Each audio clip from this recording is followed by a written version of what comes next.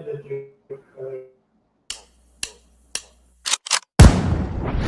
call me a god.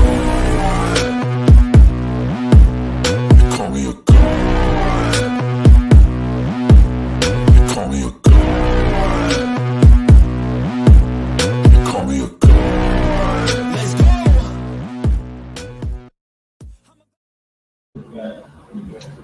Yeah, I played a different intro. I like it.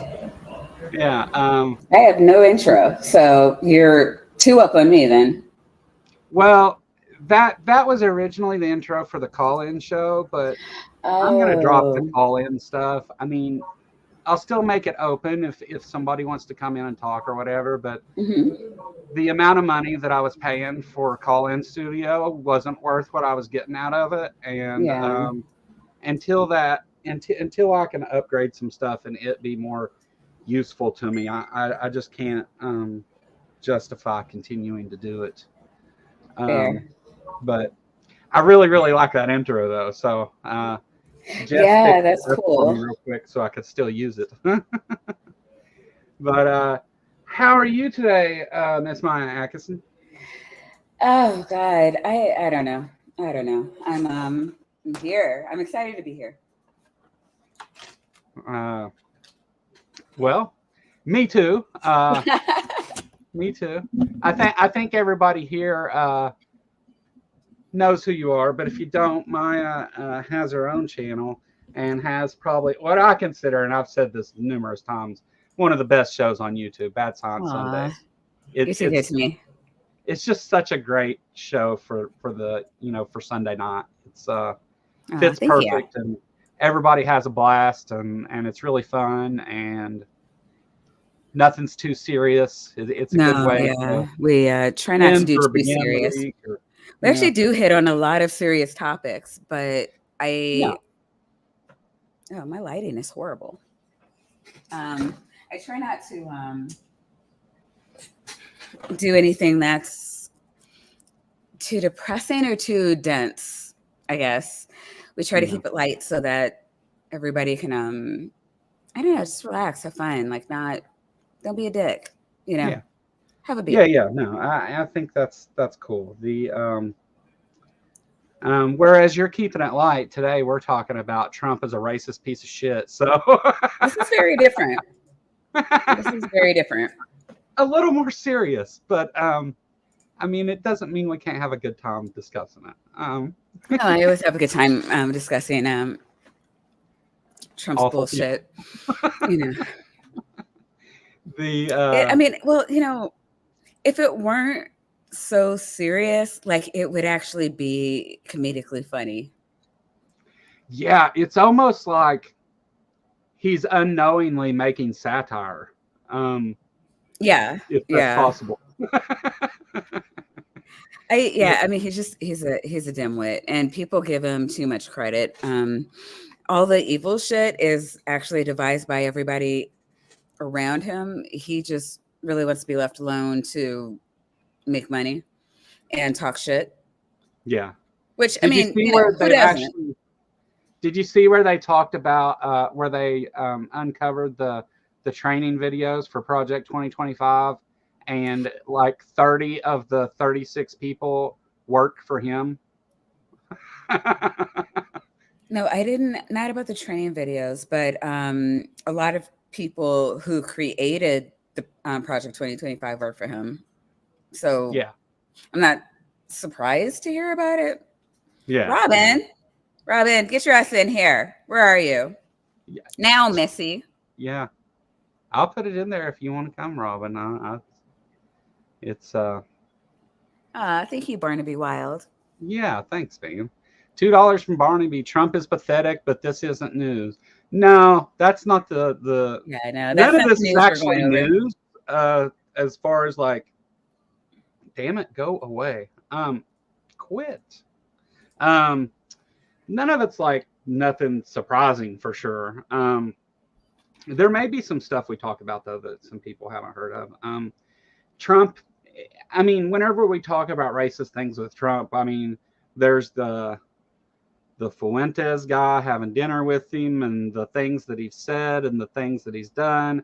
and the laws that he tries to make. And I mean, there's any number of angles you could take it. I mean, I think the biggest thing for me is that Trump has refused to denounce the white supremacists that back him. Like when they, Yeah. I mean, Refuses. yeah. You know, And actually, there's they're very one of the videos, one of the clips isn't really about that, but he does it within that clip as well. So, um, and in fact, let's just go ahead and do that. So, all right. yeah, this very first clip, you'll notice that he's asked if he's going to tell them to stop with the racist rhetoric, and he doesn't actually answer that question, which he never does. Here we go. Supporters, including Republicans on Capitol Hill, have labeled Vice President Kamala Harris, who is the first Black and Asian American woman to serve as vice president and be on a major party ticket, as a DEI hire. Is that acceptable language to you? And will you tell those Republicans? By the way, the answer is no. That's all he had to say. No, it's not. But okay. And those supporters to stop it. How do you define DEI? Go ahead. How do you define diversity, equity, inclusion? Okay, yeah, go ahead. Is that what your definition? That is Give me a literally definition the words then. Would you give me a definition DEI. of that? Give me a definition of Sir, that. I'm asking you a question, No, a you very have to direct define question. it. Define it for me if you would. I just defined it, sir. Do you believe that Vice President Kamala Harris is only on the ticket because she is a Black woman? Well, I can say no. I think it's maybe a little bit different. So I've known her a long time indirectly, not directly very much. And she was always of Indian heritage, and she was only promoting Indian heritage. I didn't know she was Black until a number of years ago when she happened to turn Black, and now she wants to be known as Black. Yeah, because that's how that works. Yeah, right.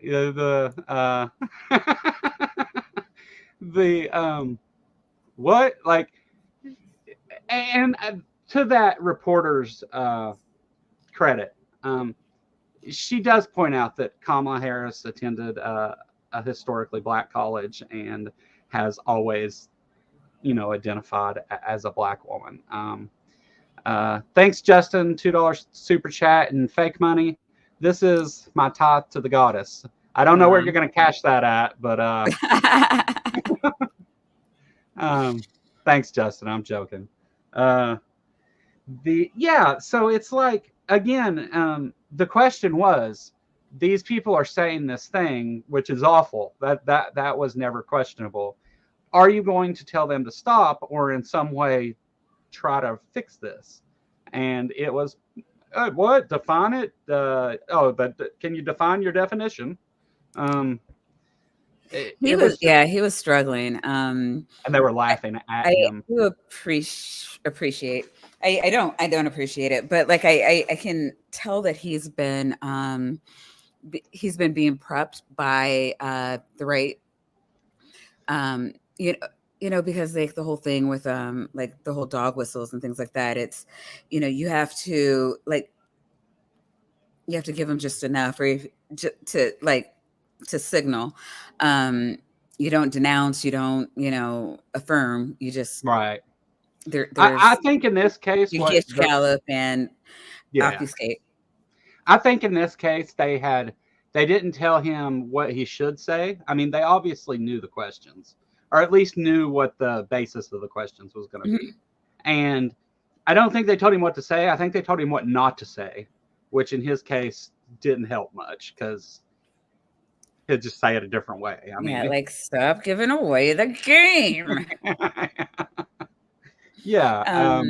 No, but I mean, it was one thing where I don't know if you remember, I can't remember when that was, but it had to be during the 2016 primaries, not primaries, but, election year, where he was on TV and he was being asked, well, do you think that women should, go to jail for having abortions? And he was like, yeah, that's what that means, right? We're against abortion, so women should definitely go to jail.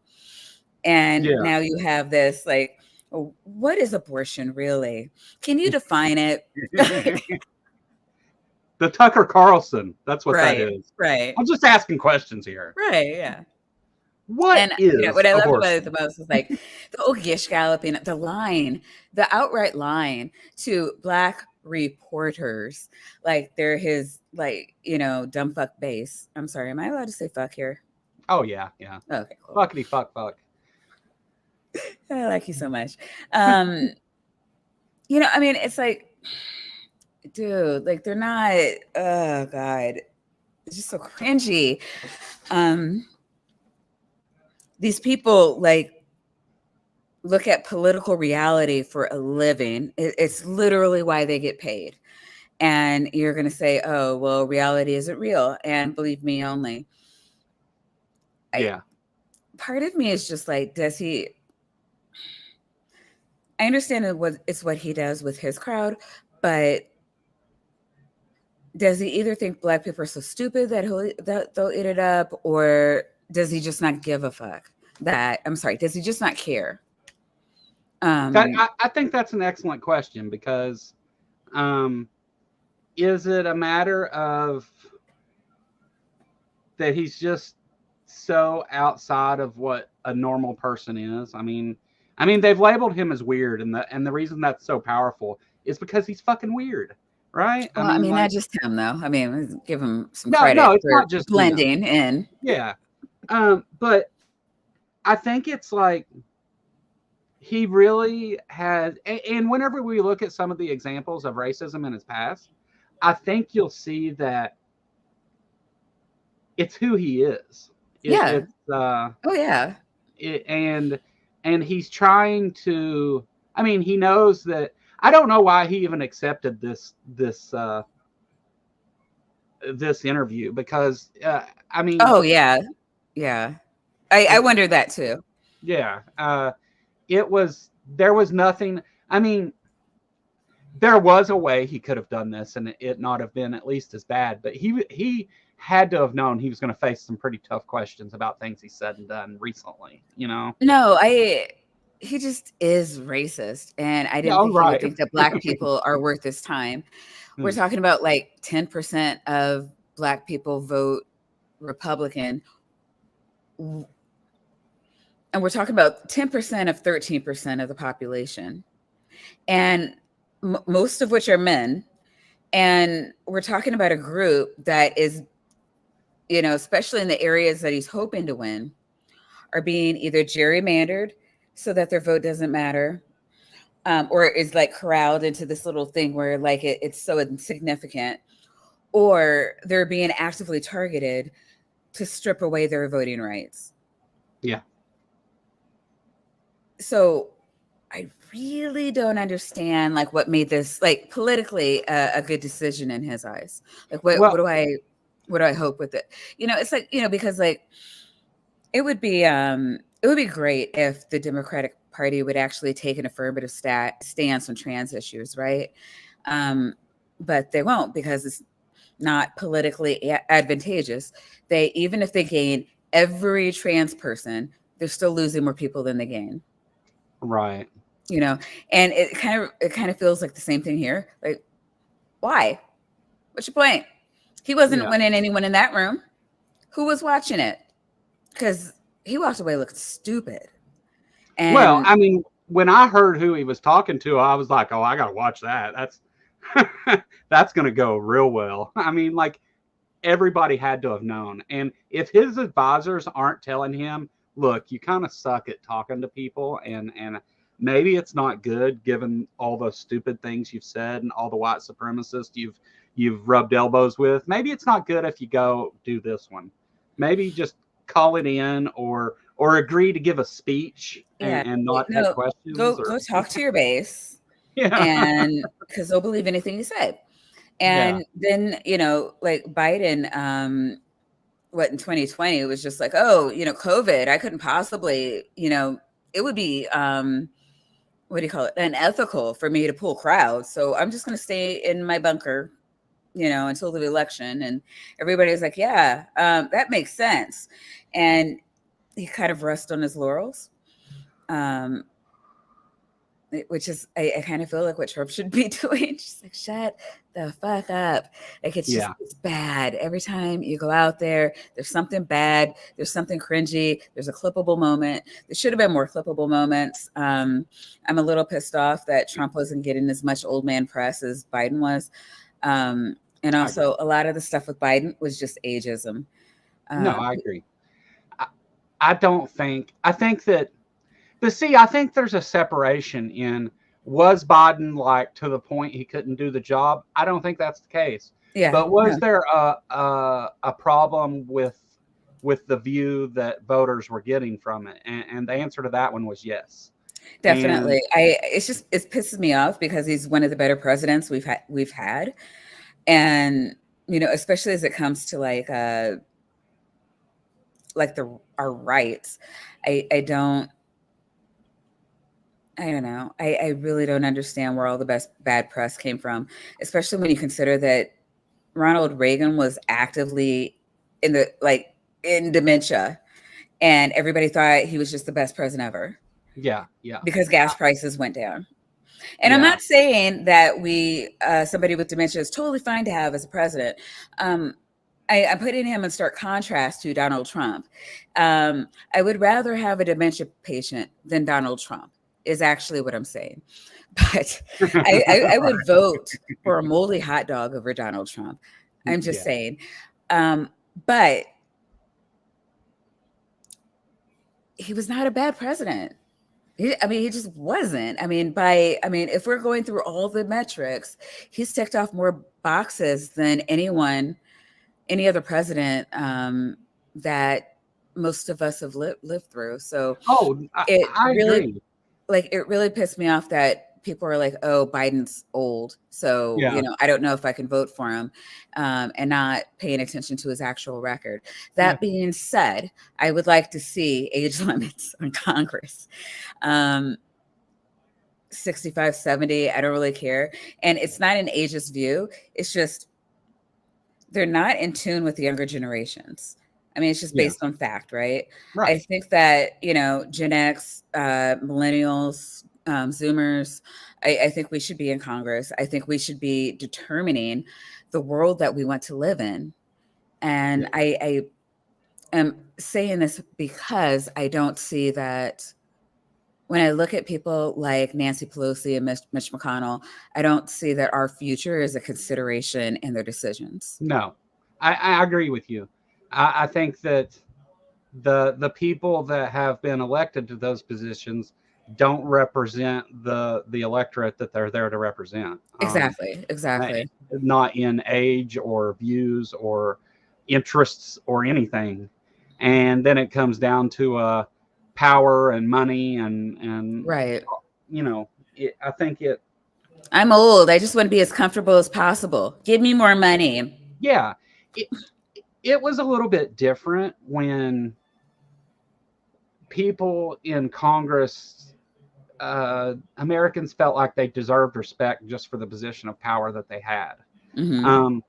Because then they had to do, mostly anyway, what their base wanted, or they wouldn't be elected. And that's kind of changed now because the division has either you're red or blue, and there's not any real in between districts. I mean, there are some, but that's not a big thing, you know. It's but it's also gerrymandered all to hell too. So yeah, I mean that's part of it. And I can't figure out why in the world that's even legal. I don't know how. Whenever it's not supposed to be, but remember the Supreme Court said that there's no such thing as racism, so we didn't have to. Wow, it's after work and I can't think for shit. Was it like the voting? Like there's a thing where red states had to like get permission before they did anything crazy, and within 2 months, like every southern state started gerrymandering, putting up voter restrictions, and you know, doing all the abject fuckery that they've been doing before. Jim Crow. No, This was just a few years ago. Oh, the Voting Rights Act Yeah, yeah, by one of them. the guy that passed away. Yeah. Wait, Yeah. it was some. Yeah, it had something to do with Let's see if I can look at those. Well, while you're looking that up, I think like, and not to go off the deep end and throw out some term that's incredibly that shouldn't be, but for some reason is divisive. But I mean, critical race theory. Hmm.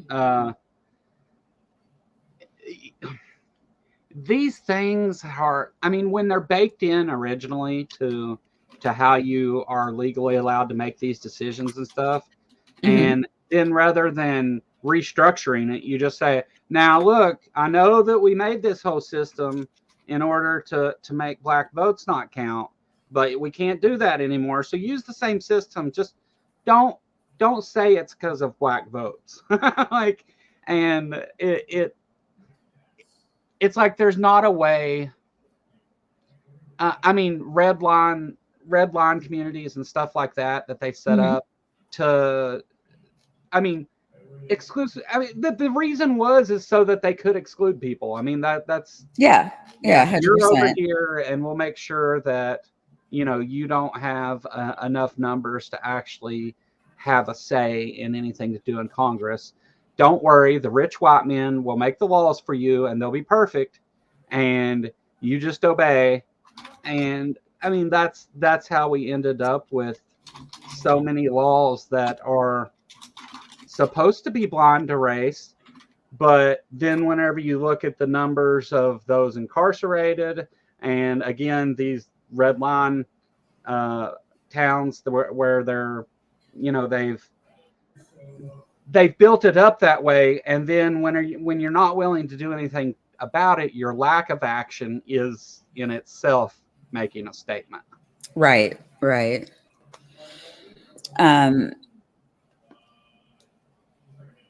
oh, Les Farm is saying that he's arguing with his brother, Tim Walz. So when I first saw Tim Walz, and I'll be totally open that that this was like a racist judgment, and I was like, oh, great, another. And again, I was telling everybody, and I'm like, she has it has to be a cishet white guy, like. That's all she's going to be allowed to get. Like you're not getting anybody of color. You're not getting anyone from LGBT. You're not getting a woman. Just stop it. A woman on the same ticket. Like no one should want that anyway. I mean, not in general, but for the people that you're trying to grab, like the centrist, like that's not going to play. There's So people that, unfortunately, there's people that matters to. right. I mean, That I would have voted for a Harris Whitmer ticket, but it would have turned off way too many centrists. And apparently, that's we have to care about those sexist assholes, which is fine. Which is fine. So they gave us this old guy, and they're like, "No, they're the same age." I was like, "Get the fuck out of here!" right. Yeah, And then yeah. I remembered that we don't crack. And that I commonly have to remind people in the community that I'm the same age as them. And I'm like, okay, we're all racist here. Moving on. What is really happy to see was this record. I hadn't paid too much attention to, like, I didn't even know who he was. They were like, what, governor of, is it Minnesota or no, Wisconsin or Minnesota? One of them. Walls, Yeah. Minnesota. Minnesota, right. Yeah. And I don't know. I was hoping for more of a swingier swing state. I was pretty sure we could have won Minnesota with Harris and anyone. Yeah. But it was what it is. What it is. We've locked in the state, and Well, I kind of thought about that too. Tim Walz, I would have went with Mark Kelly, but and then you get a swing state and an astronaut and military history and all those things too. I mean, plus from a state that I feel like would have helped her more. But after seeing her interactions with Tim Walz and seeing them together on stage, Mhm. I don't know. I'm pretty happy with it. I think that they're trying to stir up a bunch of stuff about his military background and stuff, which is completely stupid, but we'll get there. It's really interesting to see the right turn on servicemen and vets. Like, really interesting, Yeah. Yeah. considering how hardcore they were in favor of them. And then Trump walks in the room, and all of a sudden it's just nothing to shit on war vets, It, war heroes, yeah. um, Gold Star families. Just Yeah. it's insane to me. It's so weird because the right up until Trump came along was about small government and um, supported anything veterans did. I mean, Anything, yeah. and always wanted raises and more money for veterans and defense and all that. And Yeah, now, I'm totally for more money for veterans, active servicemen, especially. yeah, Defense has enough money. I kind right, of feel like we don't need to increase their salary for another 25 years right, at minimum. yeah, yeah. What is it? We have the highest of the next like Highest 25 countries combined. combined, Yeah, combined. And yeah. it's really interesting because you have no idea how much protection we have just having a fucking ocean right there.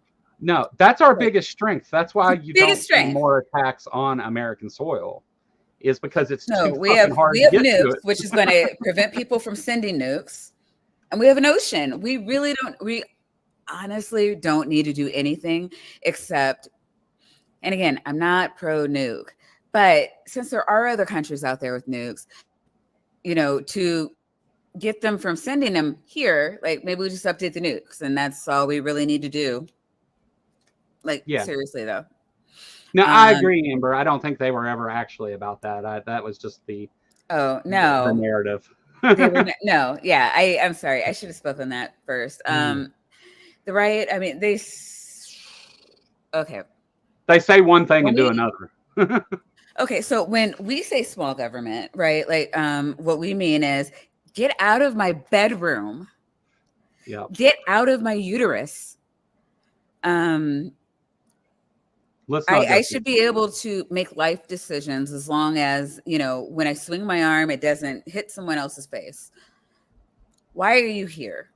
Yeah. Personal Um, space. right, right. And so when they say small government, what they mean is no taxes on and dis those things effectively. When government did not run things effectively, it was because there were people at the top actively sabotaging the thing. I just people get tied up in this trope that government's not effective, and I don't. You can't come to that conclusion if you're like actually looking at stats. Yeah. No, I agree. There's what I mean, and I think that's a lot of the why like I spent so much time talking about Project 2025 because there's what they say and then Mhm. there's the actual facts and things of what they Yeah. plan to do. And what they Um, are doing, yeah, people are looking at Project 2025 like, oh no, they're not going to try. They're not going to do that. They wouldn't. You said that about abortion, which again, in Project 2025. Ember points out the conservative movement was erased and overwritten by the neocons, which are an extremist offshoot of classical liberals and not actually conservative around about 1980. Yeah, I'd say in the 70s, the party decided that they needed evangelicals to stay afloat, and it's when you start to see the foundlings of the more extremist positions that in the Heritage Foundation implementing, oh my God, a playbook, a conservative playbook or something like that. Yeah. And which was like, I want to say 80% of it was implemented in Bush's first year. And people talk about Bush like, oh, he's, everything bad that's going on in society can be traced back to Bush. Not Bush, Reagan. God, I'm sorry, Reagan. Yeah, Reagan's first term. These things were implemented, and then the next 40 years, to current day, is just us having to live with the fallout from it. So you want to know why, you know, you can't have affordable education anymore, or why, like what happened in the 90s. Why did I used to be able to get rent a house for $400 in the early 90s, but by the late 90s I couldn't get any. It doubled that amount. Why, people used to be able to live on minimum wage. People, there were more unions before Reagan, like all of these, like this and so much more. Like if you look at that, I need to figure out the name of it. I'm sorry. That conservative playbook, though, they like hand-picked the economy that we're in, and now they have a new playbook where they want to take us even further. So if you think it can't get worse, they took us from okay to bad, and they plan to take us from bad to worse. And you need to pay attention because they're all in. They've done it before. They're trying to do it again. If you read through Project 2025, you can already.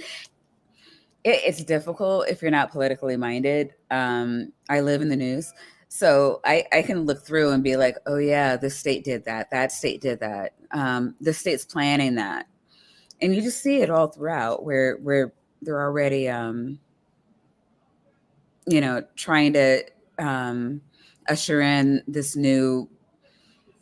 I'd say Reagan era, but like it's going to make the Reagan era look good if all this stuff goes through. Yeah, I was trying to look up the name of that. I see mandate for leadership, but I think mandate for leadership. Thank you. Thank you. I can't type and talk. I was like, I'll look it up when I'm done talking. That's why I was trying to look it up for you. Yeah, that is it. Yeah, the mandate for leadership. If you look at, just do the Wikipedia version. You can skim through it. It's pretty easy. Yeah. Wikipedia gives you easy reading. It gives the bullet points, and you can see what I'm talking about, like what they've did and where we are. Right. And you can Wikipedia Project 2025, and if you like put those side by side, like what they did and where we are, and then look at Project 2025, you can kind of see where we're going to be if we get another Trump presidency. And my issue is that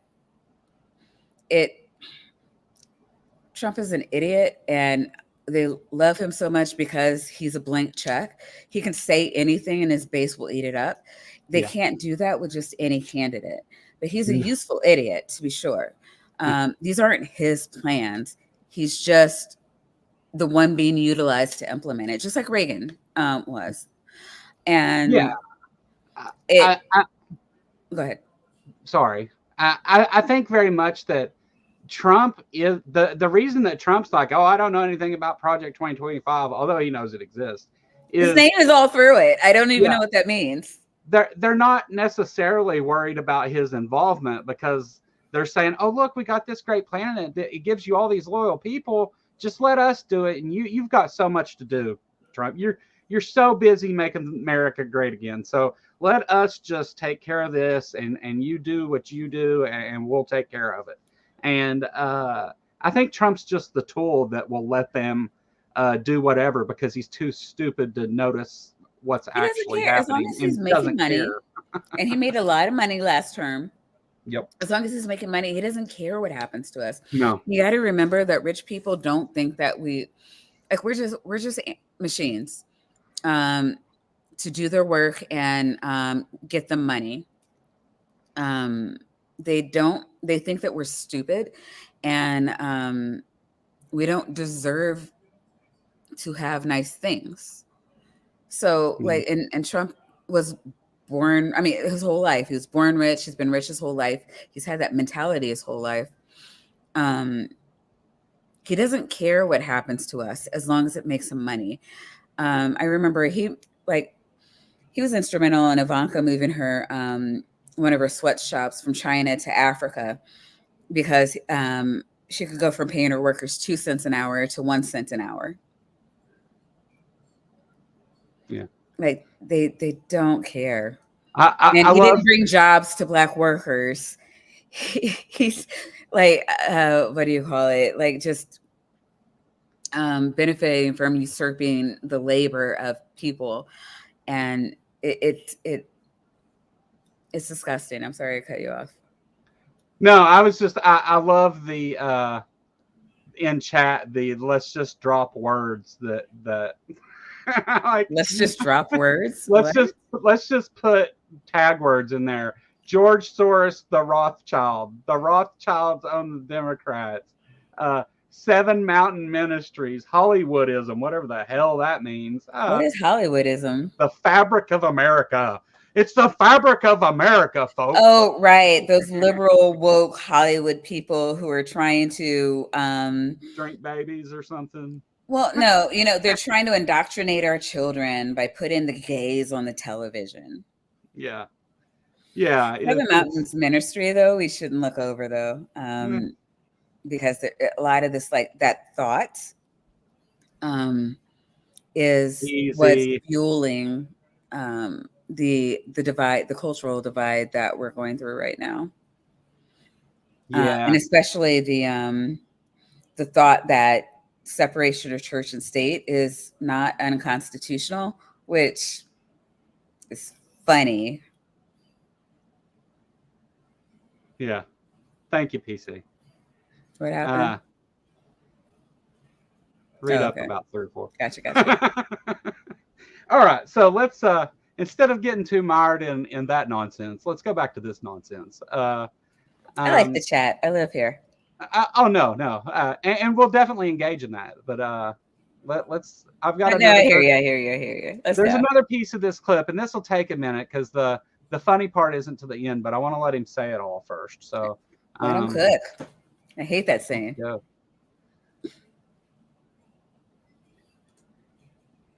But I think that the people of January 6th were treated very unfairly, and they were there to complain, not through me. They were there to complain about an election. And, it's very interesting. The biggest crowd I've ever spoken to, and I said peacefully and patriotically, which nobody wants to say, but I said peacefully and patriotically. The biggest crowd I've ever spoken to, and you've seen, Maggie, I was at the mall. I was at the Washington Monument. I was at the whole thing. I had crowds. I don't know who's ever had a bigger crowd than I have, but I had it many times. The biggest crowd I've ever spoken before was that day. And I'll tell you, it's very hard to find a picture of that crowd. You see the picture of a small number of people relatively going to the Capitol, but you never see the picture of the crowd. The biggest crowd I've ever spoken, I've spoken to the biggest crowds. Nobody's spoken to crowds bigger than me. If you look at Martin Luther King, when he did his speech, his great speech, and you look at ours, same real estate, same everything, same number of people, if not, we had more.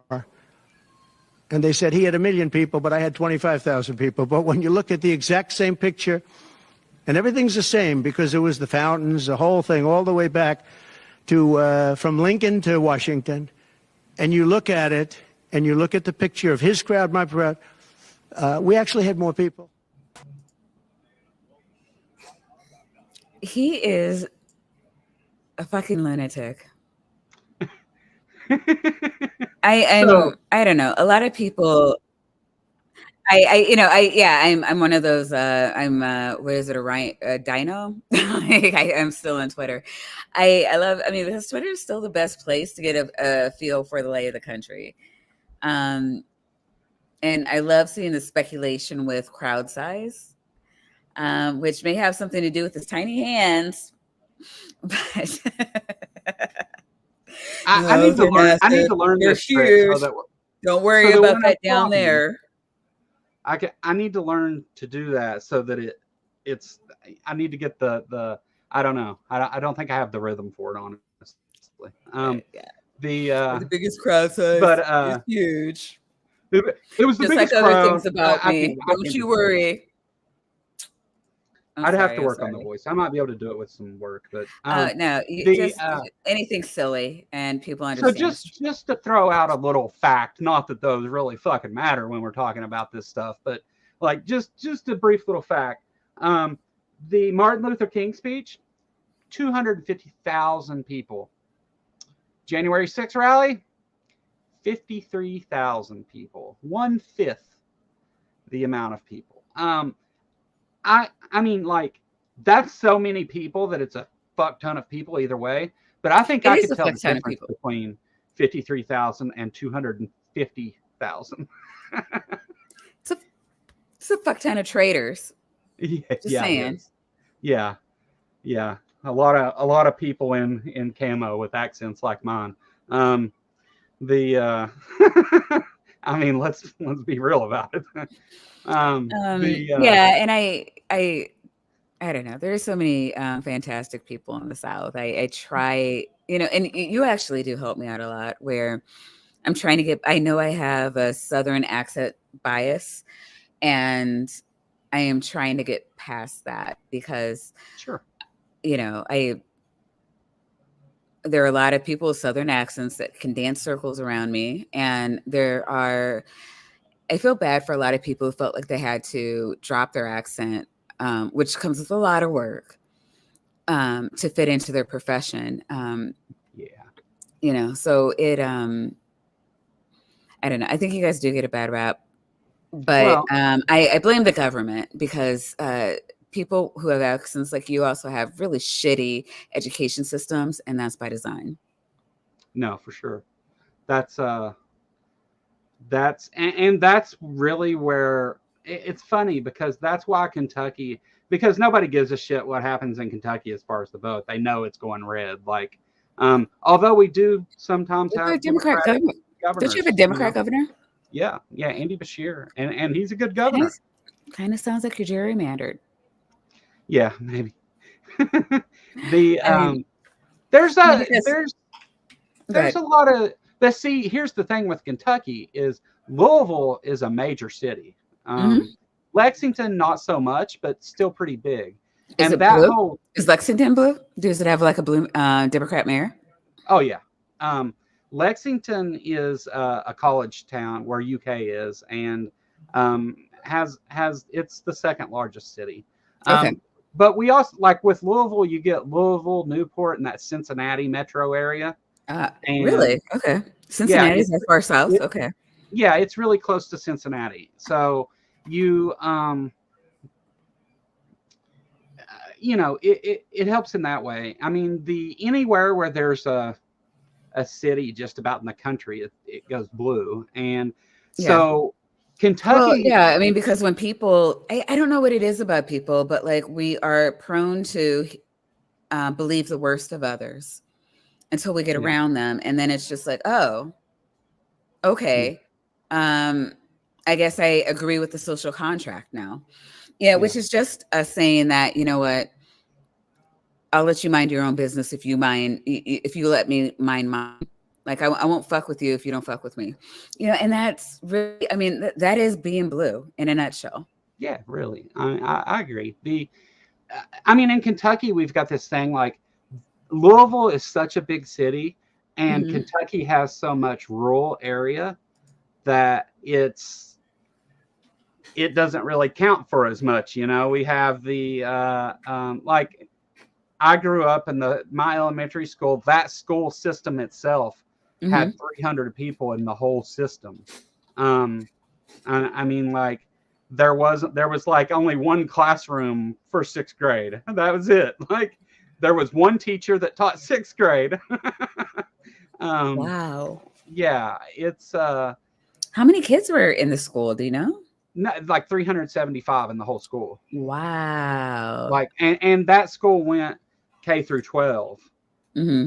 Um, Yeah. well, they eventually split it to where we did kindergarten through sixth grade, and Okay. then in seventh grade you were in high school. which High is a school, bad junior idea. high or high school? No, it's all together because it's so small. There's not enough Wow. kids to build 3 schools.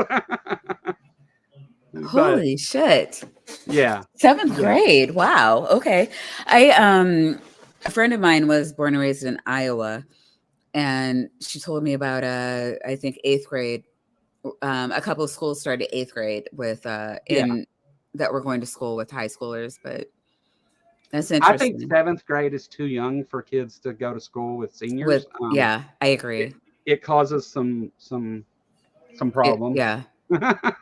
uh, and I mean, you're just talking the difference between kids and young adults. I mean, There's so much growth. I really do like the traditional breakup, where even though, I mean, you could say the same about kindergartners and 5th graders, but like at 10, I don't think there's quite the life experience and the influence to sway over 5-year-olds, right? right. However, 7th grade, we're talking about 12-year-olds being influenced by 17 and 18-year-olds. There's a lot of life in between those years. And like I was 16 in 10th grade. Mhm. I know what I was worried about, and like I just think putting young kids in that kind of situation, whereas I wasn't like trying to date like 12-year-olds or nothing, but some people do that. And I mean, while at 16 years old, that's not necessarily illegal. It's it doesn't look very good. Right? Yeah, there may be moral questions or ethical questions, yeah, Yeah. that you might And, consider. yeah, and I think putting those kids together in a gym class and you have Or a kids in lunchroom. all, yeah, I mean, you have them in all different parts of going through puberty and all that, and it's a confusing time Yeah, anyway, and kids it get picked on is. more, and Yeah. You're not going to stop that either way. I mean, I would hope that 17-year-olds wouldn't pick on 12-year-olds, but they do. I, They absolutely do.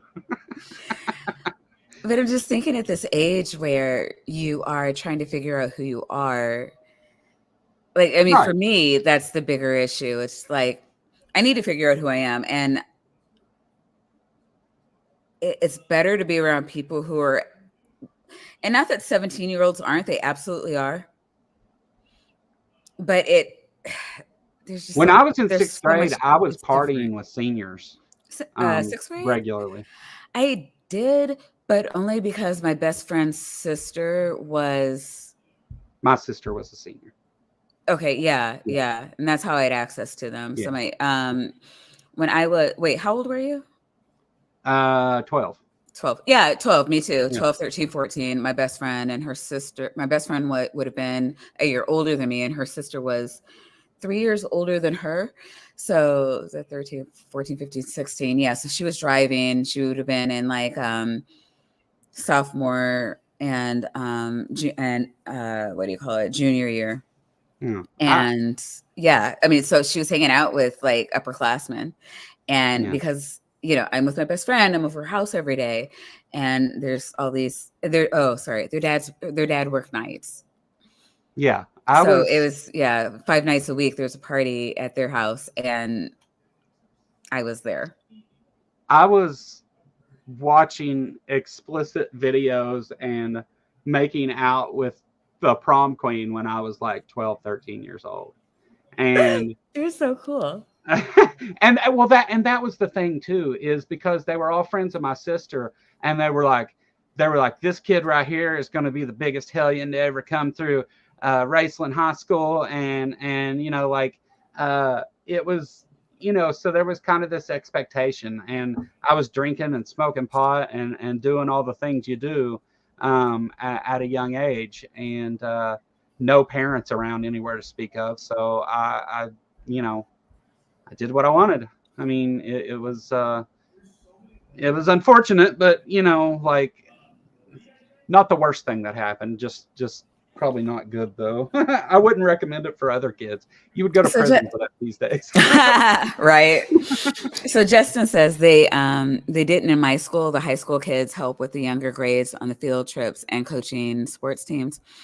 I even taught a media class to the younger kids while I was in high school. So I don't have a problem with that.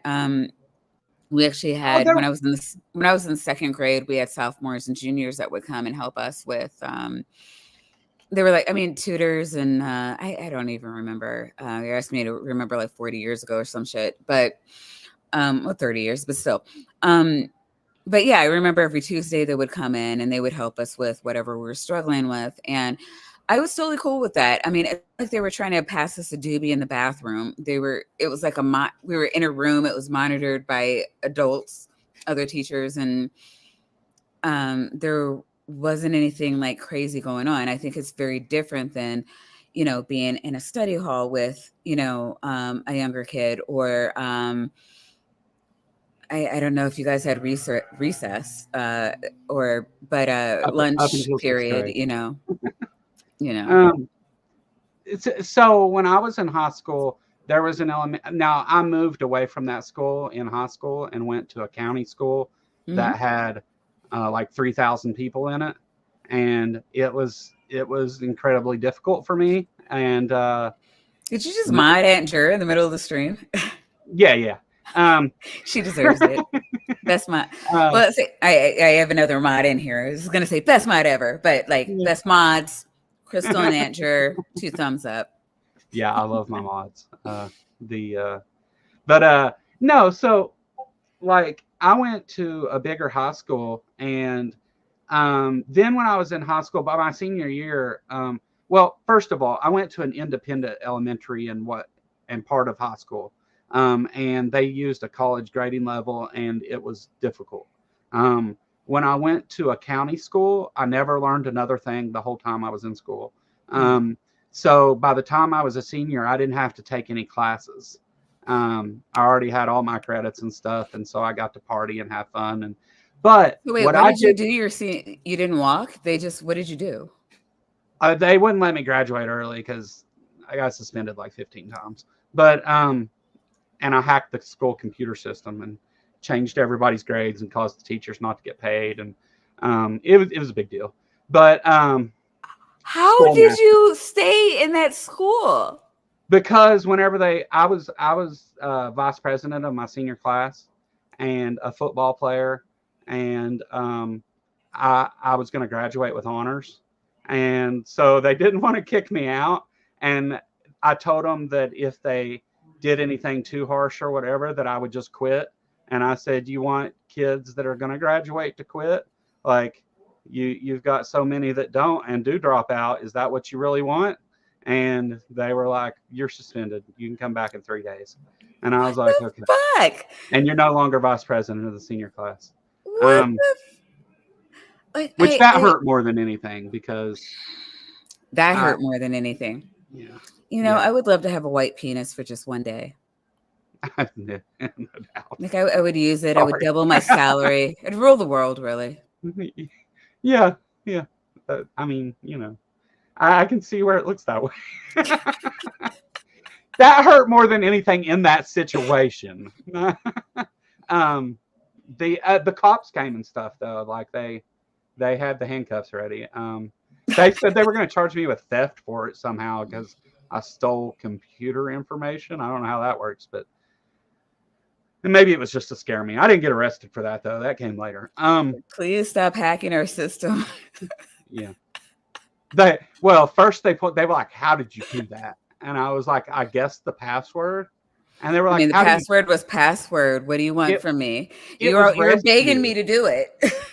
It was rescue. Unless I was in there. And the assistant principal's computer that I got into was like a firefighter and stuff. And he drove a big truck and on the side of it said rescue. And so I typed that in and it worked.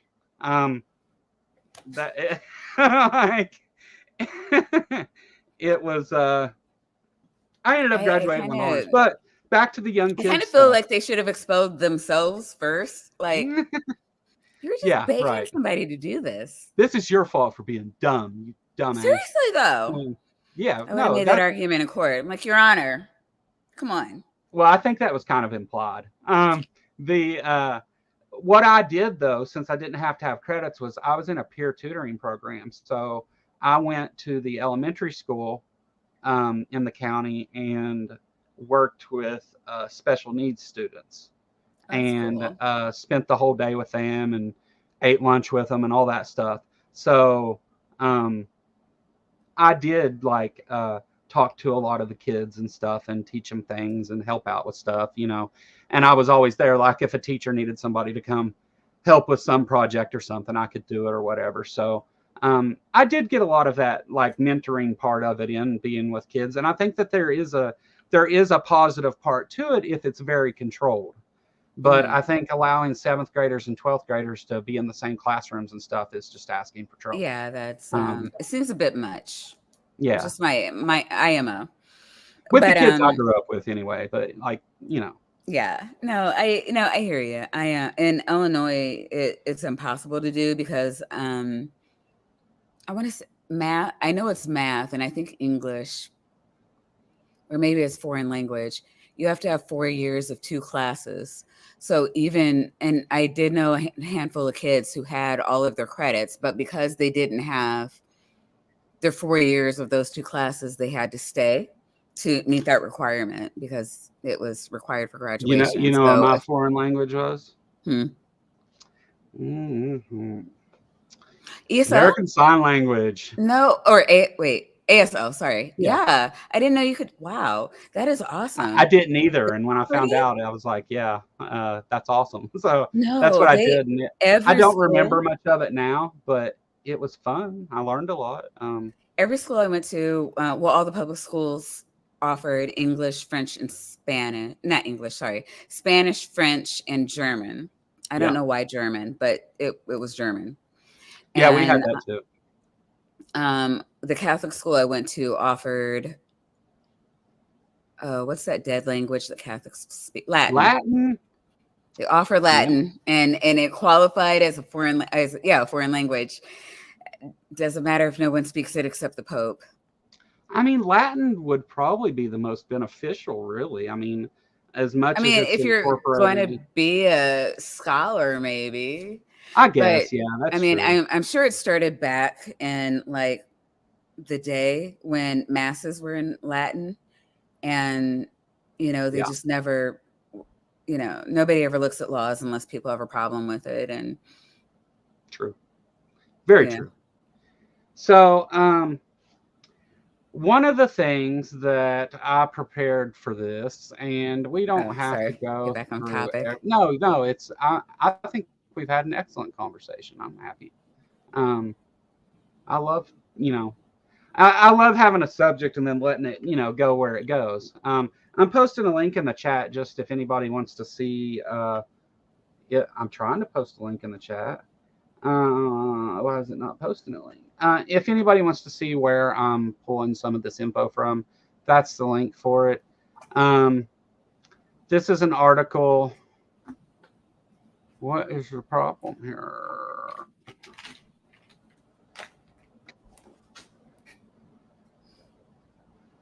This is an article on Vox.com. And okay, it's Yeah, I have it pulled up. for Or some was it not reason. opening for you? Well, it's not. The page itself isn't loading. There it goes. Okay. Oh, So this is an article on Vox, and it's Donald Trump's long history of racism from the 70s to the 2020s. And I'm not going to go through this whole thing, but because it would take hours. yeah. But it starts with Trump's history of racism, and we have 1973. Before any of us were born, Out of all Trump was administrations, the Nixon Trump was alive and administration. racist. Yeah. Yeah. This isn't something new. He was sued for refusing to rent to black tenants and lied to black applicants about whether apartments were available, among other accusations. Trump said the federal government was trying to get him to rent to welfare recipients. In the aftermath, he signed an agreement in 1975 agreeing not to discriminate against renters of color with admitting to previous discrimination. So he's an admitted racist. Just jumping around here, we'll go down to 1991. Former President Trump, Plaza Hotel and Casino in Atlantic City. Trump quoted Trump's criticism of a black accountant. Black guys counting my money, I hate it. The only kind of people I want counting my money are short guys that wear yarmulkes every day. I think that the guy is lazy, and it's probably not his fault because laziness is a trait in blacks. It really is. I believe that it's not anything they can control. And again, that's me quoting something that Trump said. So this stuff isn't anything new. Jumping Only Jews around can count. You heard it here. Yeah. Let's see. 2005. Trump publicly pitched what was essentially The Apprentice: white people versus black people. He said it wasn't particularly happy with the most recent season of his show, so he was considering an idea that is fairly controversial: creating a team of successful African Americans versus a team of successful whites. Whether people like the idea or not, it's somewhat reflective of our very vicious world. This is like just ridiculous over and over and over. There's the Obama's birth certificate stuff. Birtherism, yeah. That was fun. Yeah, I know. That was fun. Then even while running for president, you would think like, okay, he's got these bad things, but he's got a campaign going on. He'll probably try to tone it down some. Nope, it got worse. He called for a ban on Muslims. He said a lot of stuff against Muslims. What? I did not see this. He tweeted an image that showed Hillary Clinton in front of a pile of money and by a Jewish Star of David that said most corrupt candidate ever. Holy shit, I never saw that. Yeah, I know that's a bad one. His daughter is Jewish, by the way. What the fuck? Right. and his son-in-law. And his grandkids. Right, yeah. He stereotyped black reporters. You're living in poverty. Your schools are no good. You have no jobs. 50% of your youth is unemployed. What the hell do you have to lose? That was his pitch to black voters. He said there was many sides in the Charlottesville, Virginia murders. Let's just call it what it is. He attacked NFL players for kneeling. He, in 2017, people who came to the U.S. from Haiti all have AIDS, he lamented. The people that came to the U.S. from Nigeria would never go back to their huts.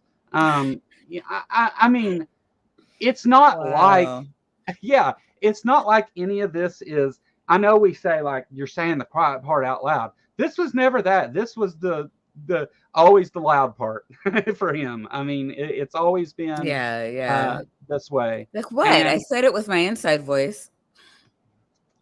Then whenever you look at his history, and there's a lot more in that article, by all means, go look. And I think it's in the description, but if not, I'll put it there. I mean, whenever you see the history of it like that, and then you apply that context to, I'm having dinner with white supremacists, I'm not gonna I'm not gonna say people like David Duke are wrong. I'm not going to tell the Proud Boys, that you unequivocally denounce them. Stand back and stand by. And who was masterminding a lot of the violence on January 6th? I mean, he depends on these violent white supremacist extremists, nut job, fucking idiots. And now, to lighten things up a little bit, let's look at something that... and Jester does bring up a very good point. They've been posting pictures of him with AI black people. Oh, I forgot about that. and they all have extra fingers and stuff. They all look the same in the face. Yeah, Yeah. different hair. Yeah, extra fingers, hands coming from Weird nowhere. places. Yeah. Yeah, and I mean, who does that? And I would love to see The what they royals. popped in the prompt to get those pictures. That would be awful, but at the same time, quite hilarious. I'm pretty sure it was just a prompt for, beautiful black women surrounding a Christmas tree, and then they like Photoshop Trump in there. He goes in a restaurant and a black lady hugs him, and come to find out she was on the payroll. Or no, she was something to do. She was some way affiliated. There was a big bias there, and she was paid to do it essentially, though. Oh yeah, or like the Blacks for Trump, where it's the same guy standing behind Trump at every rally. He's in every video. He shows up at some of the protests and stuff too, and causes trouble sometimes. That fella does, not because he's black. That's just what. That's just what black people do. That's just what Trump would have you think. No, it's clearly because he's a Republican, and that's what they do. Yeah, because he's. I can't say all Republicans. I don't. I have friends that are Republicans, and they're not. They're very right. Yeah, the Trumpers. Yeah, they a lot of Republicans are really dismayed at the turn that the party has taken, and feel like they don't have a home. Right. Yeah. I don't like the weird thing to me is like when Trump says things like, "I've got a mugshot now." Oh yeah, so black people will love me. Yeah, and it's like, what? Yeah. I as a black person, personally loved it because it gave him street cred and made me want to vote for him, or something. Yeah. So, like, I think that this is a case of he worded something very badly, but I also think it's just because he doesn't care, and this is probably how he talks to black folks that work for him. But let's watch. Everybody's seen this, but it's still worth a watch. You know what I say now? When we have a protester inside, which isn't even very often, I say, be very gentle. Please don't hurt him. We had a case where we had an African-American guy who was a fan of mine. Great fan, great guy. In fact, I want to find out what's going on with him. You know what look at my African-American over here. Look at him. Are you the greatest? Do you know what I'm talking about? Okay. So we have an African-American. That was. So, well, at least he wasn't saying the blacks. Yeah, right. I don't think that one was on purpose so much as it was just bad. I don't know. Maybe it was, but I think it's more he just doesn't give a shit. Really, is why he said it like that. I don't. Yeah, he's not. So Trump's a salesman, right? And he's used to saying whatever he thinks the people or person will like, and it doesn't have to be true. The end justifies the means. Yeah. And you can see that a lot with his campaign speeches. Yeah. And I don't know. I remember fighting a lot of people, especially in following like 2000. His initial election, like campaign era through his presidency, and people were like, well, do you really think he's racist? And I don't want to let the stream end without like reminding people that I can't say nobody cares what's in your heart, but at the end of the day, it really doesn't matter. Right. Yeah. And I think I was even saying this with you, which is like your intentions don't really matter because nobody knows what's going on inside you. What we know is what you're doing. And what you're doing is either harming people or it's not. So if you are doing things that have a net negative effect, what's in your heart doesn't really matter. I don't care if you are the best intentioned white person ever and cishet white guy, upstanding. I love the blacks. I would give them, my right arm if they needed it. But will you promote them? You own a business. What does your senior management look like? How are you paying them?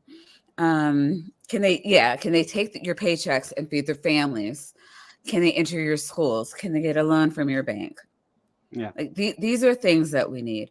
And at the end of the day, like for me personally, and legally speaking, you can hate whoever you want.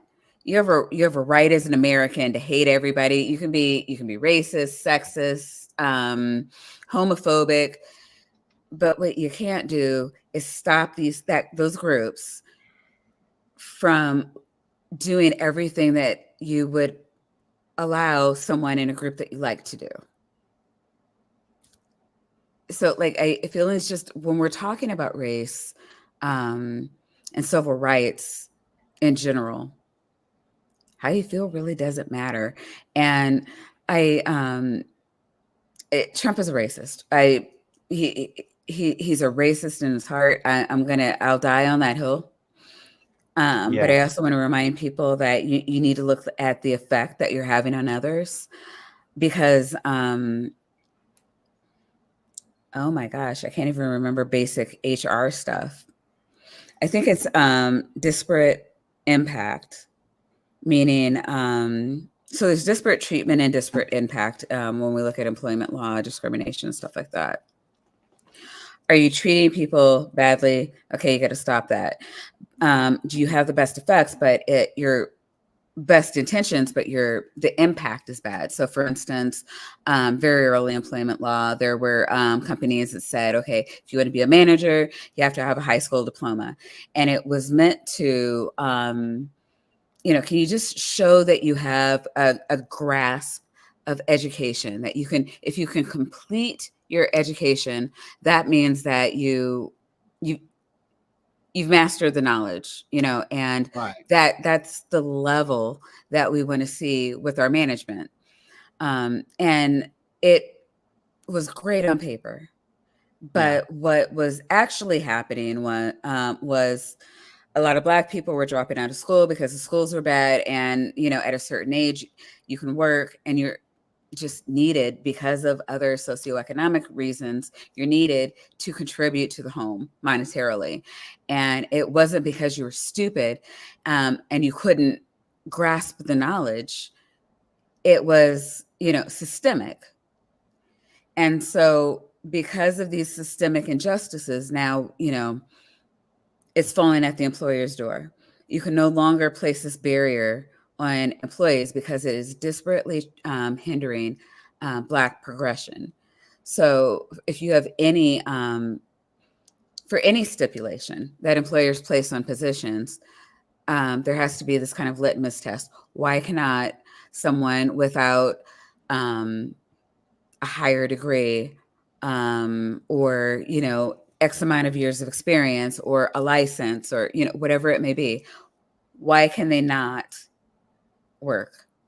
And then the onus is now on the employer to prove that as they are making the requirement. So you can still make a requirement that, a doctor has to have a medical degree and a license and, because, this is in the best interest of the patient and, just in general, not killing people. Even if the medical schools have an issue with not churning out Black doctors, or I guess what we're seeing this the most with is pilots. You're going to see most white pilots because, there's an issue at the school level, which is where this needs to be addressed. And they don't hold the airlines accountable for that, per se. If there's a lot of Black pilots applying and you're not hiring them, that's a different conversation. But that aside, but I say all that to say, Trump's doing both of these things, though, right? We can clearly, legally, it's legally been proven. And when you think about a court, people think, oh, people go to court for anything. But remember that the court is a fact-finding procedure. So when the court finds you guilty or not guilty, or liable or not liable, it's because the case for it has been made, or the case for it has not been made. It doesn't mean it did or didn't happen. It means that the other side was able to prove their case that it did or did not happen. Right. And, when you look at what Trump was doing, when you go at those cases and you look at what it was doing, it was clearly a racist motivation, for those court findings. And so we have objective evidence that he's racist. And I'm tired to have the conversation about what's in his heart at this point. Not that you brought that up, but it's been a big thing that's come up in the public. I feel you. And one of the things that I see is that education. So that's I feel like there's a big difference in education because of some of the things they've done to put Black families in certain communities, and then because of that has also been proven in court. Because of not receiving equal or sufficient education in some of those schools because they're so underfunded, and many times it's impoverished communities, then it continues to create more of that, because also people who don't have great educations are more likely to end up incarcerated and end up impoverished and end up with more unplanned children, which creates more poverty. And it's so whenever we talk about these things being systemic, it's very much baked into the cake a lot of times.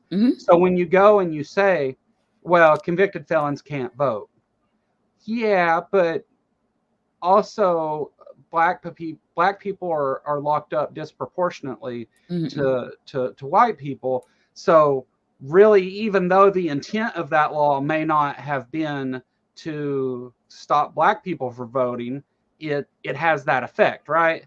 I'm pretty sure it was, though. Right. No, I think so too. I think sometimes there's like.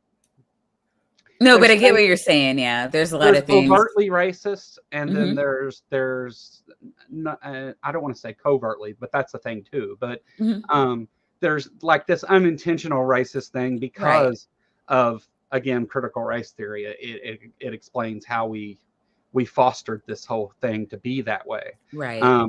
Whenever like marijuana was made illegal, there was a reason for that, and it had to do with racism. I mean, yes. I am so glad you said that, because I was about to bring it up from the inception. Actually, most drugs have race, like the opium dens. Have racist origins and why they were originally declared illegal. There's and so then you have to ask the question, why are they? Why can convicted felons not vote? Like what? I still have to live in this country. Like, I'm a convicted felon.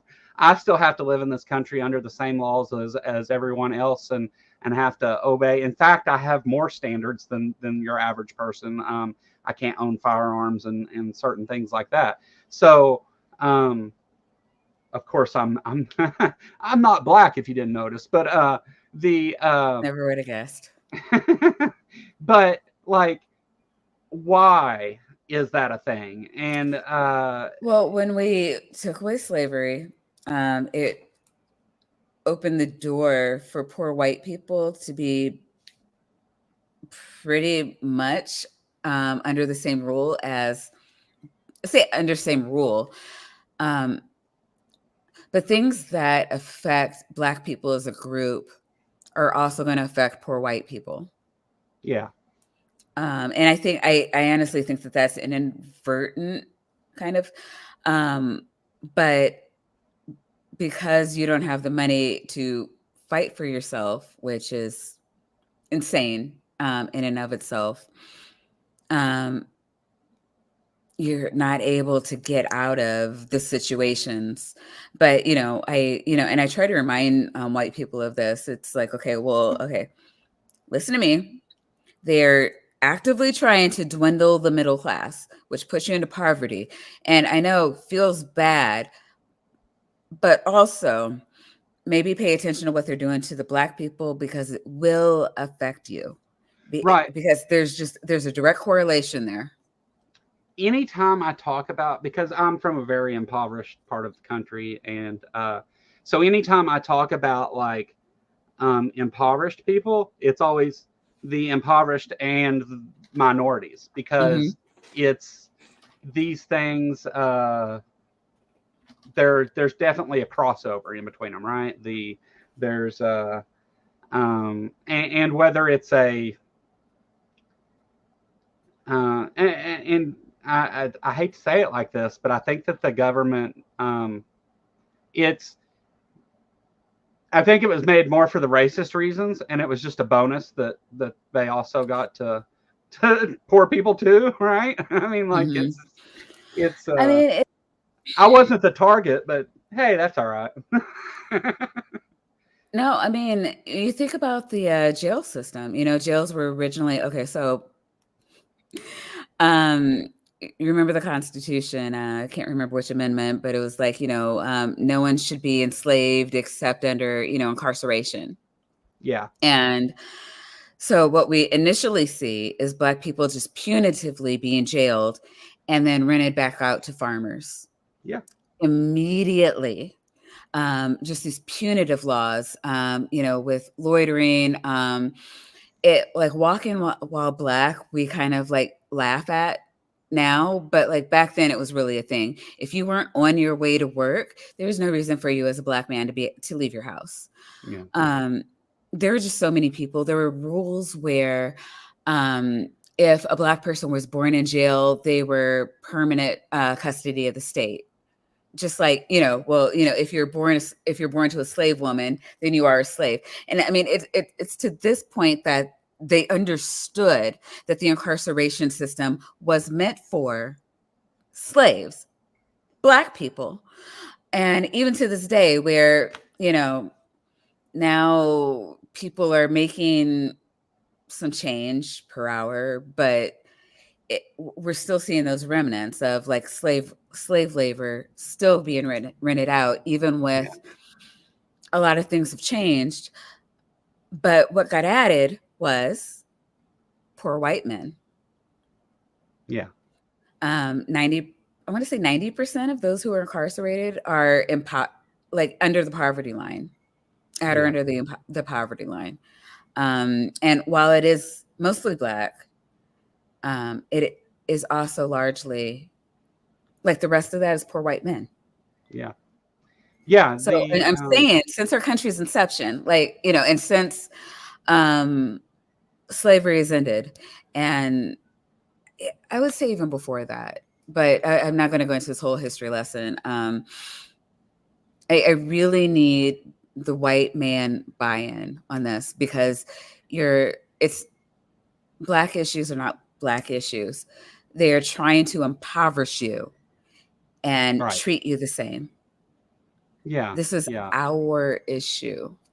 Right. Yeah, no. And one of the things that I believe it or not, the Bible agrees with me on is it's not how we treat the best of people, it's how we treat the least. Yes. And not to say Black people are the least, I'm saying they're being impoverished and then treated poorly as well.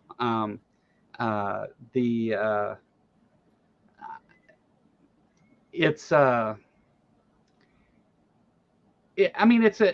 awful state of things when you actually look at how far back this goes and all the different things that it ties into. And like, I know that immediately Republicans tried to make critical race theory like a dirty word and all this, or a dirty term. I guess it's more than one word, but the it's whenever you really get into that of why was this law made and who does it affect and how are minorities, black people, poor people, how are they affected disproportionately within the system?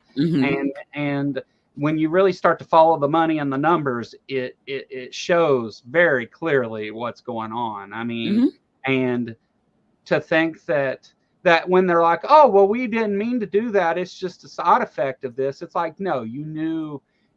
It's not a coincidence that all the voter suppression laws take place in mostly minority communities, black communities mostly, where they're like, oh yeah, there's one place to vote and it's over here and you got to stand in line for 4 hours, and we're going to change it the day before it happens, and like stuff like that. Right. We're going to set up a roadblock here on the only way to get into your to the place to vote. It's like these things aren't coincidence. They do it on purpose. And, clearly.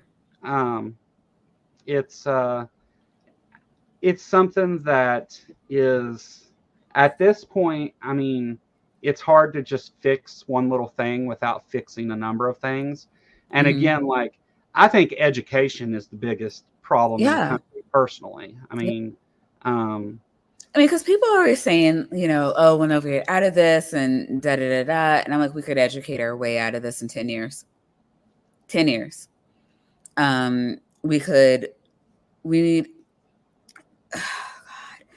We need some kind of structure on the news to get them to shut the fuck up.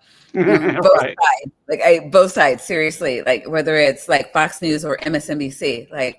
No, I agree. I agree completely. The news needs to report the news. Everybody needs to be NPR. And then in the schools, I mean, you just need to teach accurate history. Nobody is going to feel bad about learning what people who are not them did in the past.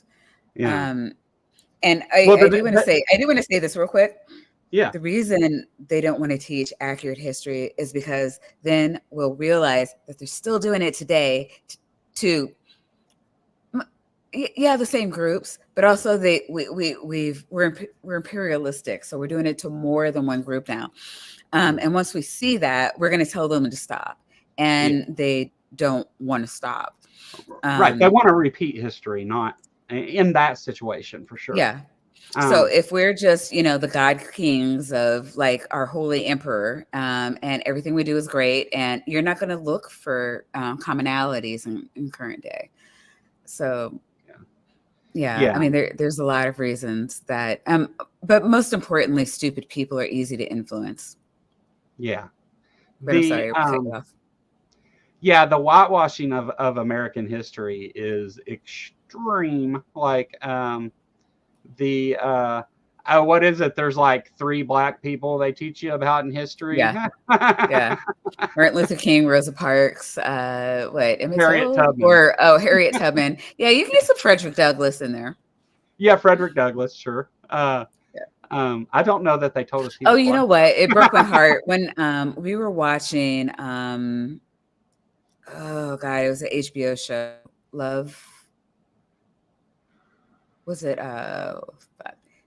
I can't think of anything today. But they had Emmett Till on, and my son was like, "Who's Emmett Till?" And I'm like, "I failed as a mother." I just like, can I even call myself a black mom? Who it is. I just took for granted that he was a junior in high school at that time, and I was just like, "How are you not? How are you this old and nobody said Emmett Till?" Is that the movie that is based around that? What Ghost is it? of Mississippi, or there's a movie that tells the story. I can't remember. No, I mean, he was actually just in he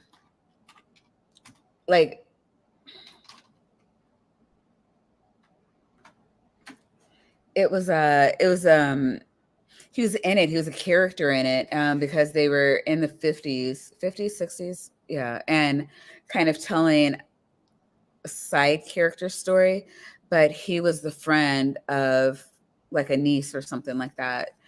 And Oh, I do. I think I do recall that. I don't remember, but yeah. The yeah. Not even to get into racism in the movie industry, but right. Um, have you seen? Is that supposed to be or? I don't know what that says. Origin is the word I would think you were going for.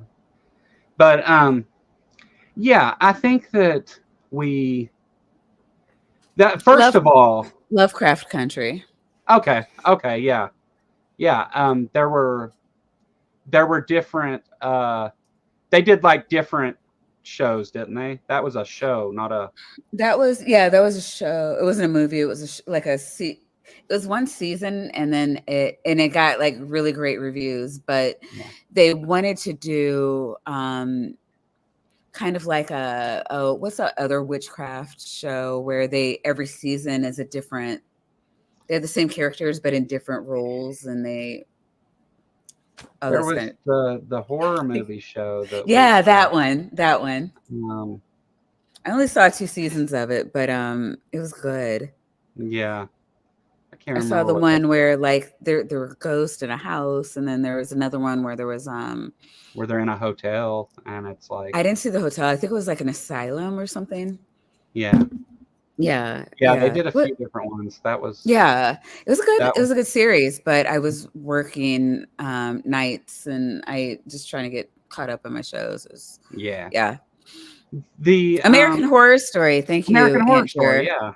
yeah, yeah. Uh, Enter. See, I'm telling you, Stellar Mod.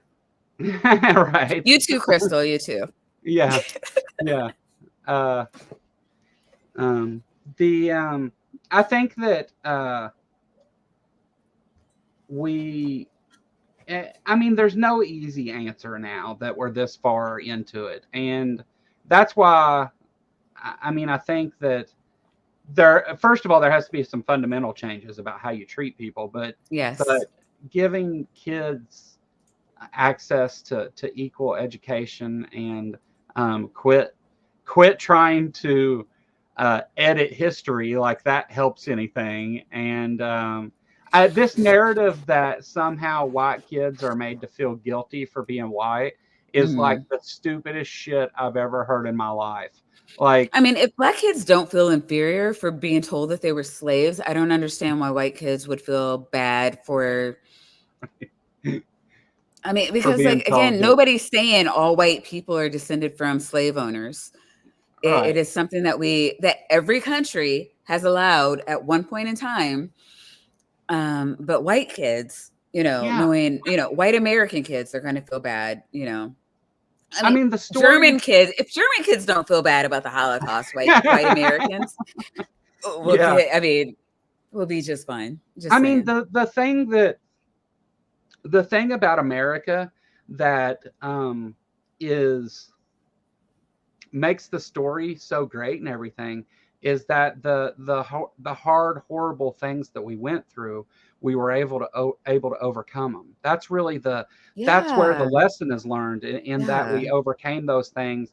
And sure, there's stories of people suffering and things like the Underground Railroad and stuff like that Hmm. are are horrible things. That the Underground Railroad wasn't horrible, but why it existed was horrible. Yeah, um, I got it. the like those stories are there to show you what people suffered through and the hard things that happened, and then you compare that to we've overcame much of that, Hmm. and we're doing better, and that's really Right. where the pride in being an American is. If you try to just hide the black people because you don't want white kids to feel bad, that they learn nothing about why they should have pride for their country and things like that. Not that American exceptionalism isn't a thing either, but like, you know, the I think that you actually, by hiding it, you take away the part of history that is meant to inspire people. And when when I look back at history, as a white person in a very white area, like, it's, to me, I see those stories about how horrible the conditions were for the slaves and things, and that um, you know they and people who advocated for them helped to change that, and they went through a lot to change it, and we should recognize the sacrifices and the things that those people went through to learn from it, not to try and hide it. I mean, but Hmm. that would be reasonable. I mean, and we can't be reasonable. And again, Mm. because they're saying, okay, so here's how you know that it's not about white kids' feelings, is because they're saying that it's about white kids' feelings. Right. Yeah. Yeah. Um, it's really about them trying to hide their own bullshit. And I don't even engage when people bring up like the bullshit, like especially with CRT, where it's just like, oh, this is reverse racism. Yeah. First off, racism is racism. There's no such thing as reverse racism. Les Farm is saying, I have dreadlocks and a beard, and I buy all my clothes at thrift stores on purpose, and I have been discriminated against. I don't know that there's not an American who doesn't feel like they've been the victim of unfair bias. Yeah. Um, some of us don't have the ability to shave our head and pass into polite society, right? Yeah. And that the systemic issue is truly what this is about. Not to minimize what Les Farm has gone through. You should be able to get by on your own merits. Like I just, if I just Right. like being comfortable and I love this hairstyle, I shouldn't be unfairly treated or, negatively, or treated differently from anyone else for Yeah. any, for that reason. Yeah. But, I think that for people who, and again, not taking anything away from your experience at all, that was wrong. What they did was wrong. Full stop. I'm more concerned about the people who can't opt out or opt in. We were just born this Yeah. way. And I think that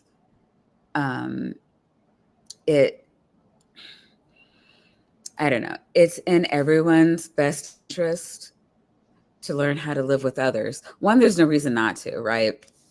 But two, every single time we run the stats, we see diversity and inclusion making situations better.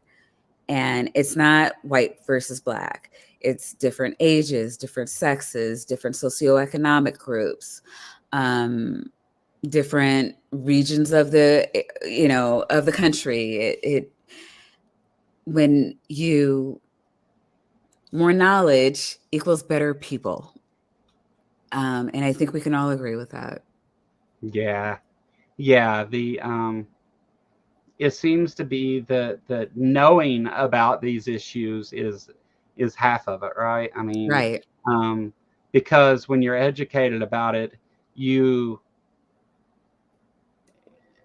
you it, knowing about it, it makes it so obvious and stick out so much that it is bound to give you at least some of the will to not want it to be that way.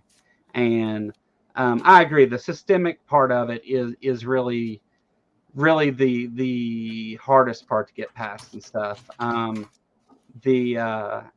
grew up, in Eastern Kentucky in a racist family, and um, I we had one black kid in my school when I was in like third grade for a month, and his family had to move because they were treated so bad.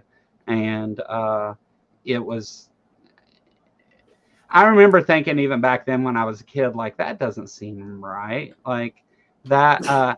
And like the teacher, like kids would say mean comments and stuff, and the teachers never said anything. Like it was just like, oh, quit, But like, it was really bad.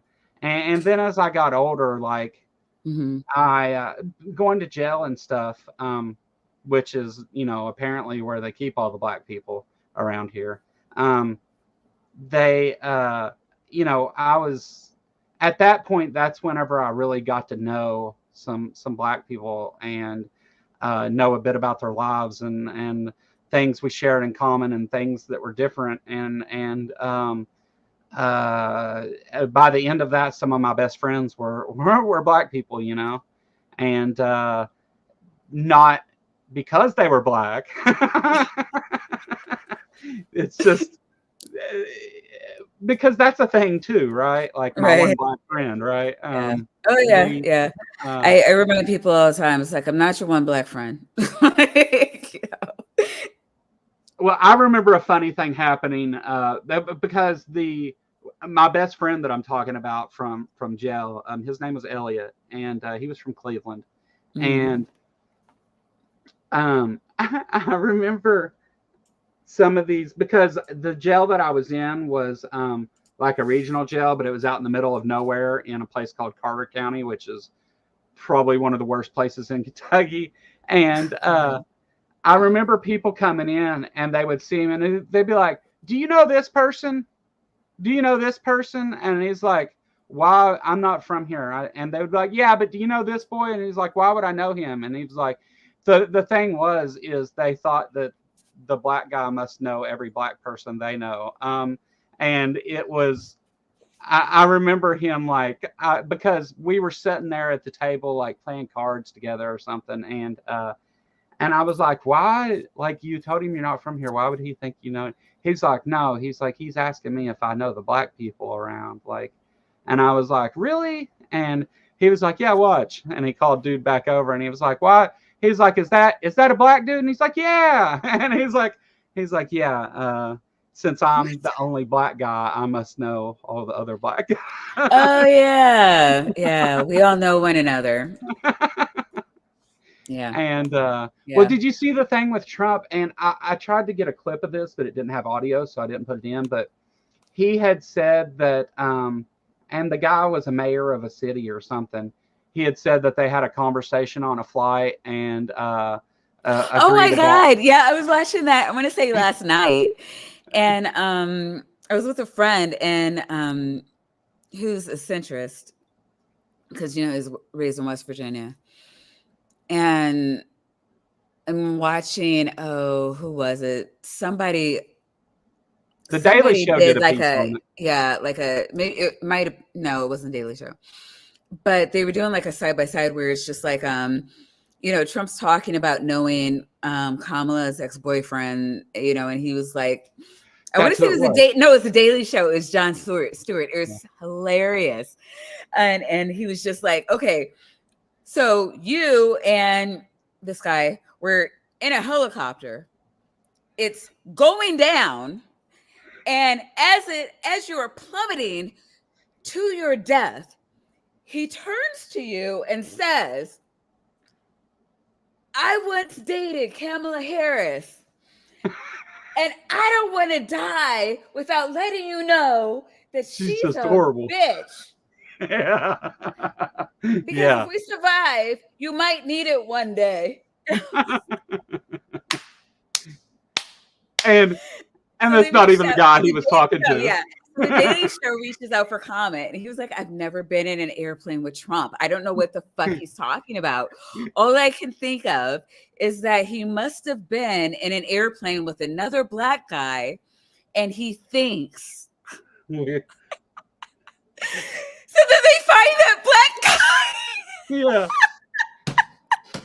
Yeah.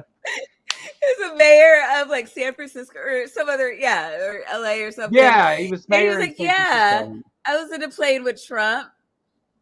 We didn't talk about Kamala, but there was some turbulence. I was like, oh my God, this is gold. This is gold. to the Republicans out there, this is your candidate. All right. Right. Yeah. This is what you're proud of. Yeah, imagine if Joe Biden would have done that. Think about it. Oh no. Yeah. Nope. Oh yeah. That Yeah. alone. If he had done everything perfect, if he had been Barack Obama, and that story, that story, man, would have crashed a lot of Democrats' careers. Yeah, immediately over. Like, Yeah. Like they would have asked him to resign.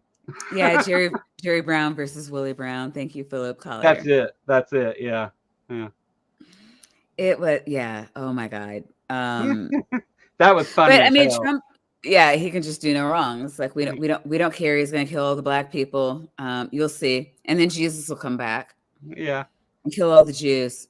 Yeah. And then the Jesus Christians clearly hated them. You know what? And that's something I've talked about. This is a side note, but if Jesus came back, the Christians would kill him. Yeah. Yeah. They'd have to. I mean, he's not white. Right. Blasphemy. Well, don't tell them that. Oh my God. Yeah. It's like, who's this immigrant over here telling us what to do? You're a brown Jew? Is that a thing? When Get you were outta a here, kid, was Santa darky. Claus white or black? Is Santa Claus white? Santa Claus is Asian. Yeah. Because that's what pisses people off the most. Yeah, probably so. I mean, when you were a kid, though, were you raised like your idea of Santa was Santa it a was black white, man yeah. or a white guy? Santa was always white, yeah. Jesus, Well, Jesus was white until I hit maybe 12 or 13, and then that's when all the black people started posting Black Jesus in their living room. Yeah, it's like Jesus was from the Middle East. And Middle East, they're all most. No, he can't be Middle Eastern. He was in the Middle East. There are black people there, don't you know? Jesus is black. That solves it. Yeah, that probably worked out good for him in the desert. The white Jesus. No, Jesus cannot be white. He was in the desert. He could only have been black. Because that's all that's left. Right. I'm in Illinois. Do you see anything other than black and white? Point made. Yeah. I think that was because when I was a kid, of course it was white everything. There was like, again, there weren't even black people. So the first time that I was exposed to like a black Santa Claus, I was like, what the hell? Like, and then, but at that time I still like probably believed in Santa Claus, honestly, or at least a little bit, like 10, 11 years old. I was just getting over that then. And but that was such an odd thing to me. And wait, you have black Santas in Kentucky? Yeah, right. That's crazy to me. Yeah. I didn't think they'd allow a black Santa in Kentucky. Isn't that illegal? I mean, if you would hear like, given who the Republican, like, because it's all Republicans as far as like federal government people and the representatives in the federal government, so to them it would be one of those things of like, we're trying to. It's reverse racism on Christmas because it's part of the left's idea to destroy Christmas. That it would be something like that. I wouldn't doubt it. I wouldn't doubt it. Yeah. So Spooky says Santa is British, just like Jesus. See, yeah. Clearly. Yeah. The wait, they have Santa in Britain? I thought they would have had like I don't know. I'm not allowed to think about you guys. I'm an American. I didn't realize that Halloween was German, or our version of it, at least. I learned that. Yeah, the Celts were German descent. Yeah. Well, not even the word, like the practice, like the way we practice Halloween here, I think came like most of the practices are Germanic. Neat. But yeah. Yeah. Robin and I talked about the history of Halloween once. Dreaming of, that's what they mean by dreaming of a white Christmas. Yeah, that's the yeah, and I was at least like in high school before I knew that not everybody celebrated Christmas, like that there was other holidays and things for different cultures and Yeah, you I was in college when my best friend in college was Muslim, and well, she is Muslim, and she celebrated Ramadan. And I was like super Christian back then, so I didn't like if you love somebody, you give them a gift. And so like a couple of years, it Ramadan was close enough where I'm like, here's your Ramadan gift. And after that, I was just like, this is your not Christmas gift. And I would actually put Meltom's not Christmas gift. It's just a gift because I love you and it's the end of the year and I'm giving gifts to everybody I love. And why should you be left out? You deserve love. Yeah. And she would, I don't know, she thought that was cute. And, you know, so it wasn't really celebrating Christmas. It was just like, hey, free stuff. Yeah. You know? Yeah. But at college before I knew, like, I was like, what do you mean you don't celebrate Christmas? Like, it's Christmas time.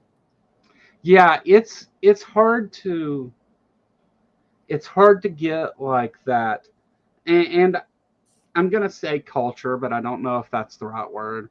But it's hard to get like exposure to other cultures and stuff where I'm at. Mm-hmm. So it wasn't until like the internet came along that I Right, learned a lot yeah. of these things. And The internet, yeah, people bitch and moan about the internet, but it's taught me so much. yeah, yeah, I mean, sure, it's misused in a lot of ways. I've even misused it myself. That's how I caught a couple felonies. Not hold on, let me You know what? I rephrase that think because it's not what you think. here's your problem. You're too smart for your own good. That's You what my know, mom always said. She said, like "You're the no, smartest really, like dumbass I know." you are clearly like gifted and talented, and you're wasting it on all this like illegal shit. Like you really should be like, I don't know, like owning shit and like other rich people. Yeah, well, let me tell you a story about that real quick. So I had this boss that I worked for years, and he told me that I was making like $20 an hour cash, Way to no go. taxes, and working like 60, 70 hours a week, and no overtime, just $20 an hour. What And is that legal? no, none of it was legal at all. But he told me one day that next year I'm going to have to cut your pay because that's probably more money than you've ever made in your life, and you don't need that much money. That's what I was told. And I no longer work there. Thank God. What the That, fuck does that even mean? Holy yeah. shit. So it's Like to me, I have to cut you now. Because you've probably never been cut in your whole life. You deserve this experience. God to me, damn. it's always, and this person calls themselves rich, but they're like maybe middle class. But when Mhm. you're in such a poor area, the middle class seems like the rich. Like he's got a house that's paid for and a car, and like nobody has that here. Like they either rent or they're in so much debt that Nobody they has that never. here. Yeah, right. So it turns out, well, I ain't gonna say that because there's legal issues, but so like also the felonies on the internet were for credit card fraud, not like looking at pictures of things or anything. I Well, just I wanted mean, to yeah, clear I that. hope you weren't doing like an Andrew Tate, but Yeah, it wasn't like that. And my mom always told me I was the smartest dumbass she knew. That I was smart, but I always used it to do awful things. And uh, I mean, when you I mean, between the drugs and the just being raised in such a poor area and all that, like, Mhm. first of all, material things were never like at the top of my list. It was never Yeah. something that I cared about really. Like, I loved playing in the dirt as a kid. Like, I didn't give a shit about toys even. Although my mom was a nurse and I had stuff. I wasn't that poor as a kid. Like, it was more of my adult life where I was super super poor. But the like it's it's I don't know. I learned to really like I didn't care much for rich people. Like, I don't Yeah. like what they become, and I feel like you lose out on a lot of wisdom by never having to struggle through certain things and stuff. I'm glad Mhm. for those No, experiences that's true. and things. And those experiences have helped me to help others, which is even like I would do it anyway, but it's rewarding in other ways, like so I'm content. And I I find I really it took a number of years to realize that there was nothing about money that I mean, I've had decent jobs and made good money, and I've always figured out how to do enough to take care of my family and things. But like uh, I don't know at what point, but there was at some point where I just realized that I need enough money to do these certain things, and other than that, that's not at all what makes me happy in any way. Like, um, it's just not the driving force behind anything that I do. Yeah. I Uh, mean, I think that it's part of like being raised where you were. Rich people have a different way of thinking about money than non-rich people. yeah, And I think most of us, the 99%, just want enough money to where we don't have to worry about it. And then right. That there's would the be rich to 1%. me. Right, right. And then there's the rich Yeah, people who want to hoard everything they possibly can, and they only win life if there are poor people. Like I yeah, have so much money, I'm keeping it away from people, and they're yeah, not happy unless it's happening, which is disgusting. And like if we saw it happening in nature, like we'd wonder what the fuck was wrong with that animal. yeah. But and in America we praise it. Right, right. Yeah. It's well, I mean, also like after going to college and stuff, seeing a lot of meeting a lot of people from very wealthy, very very rich families, and Mhm.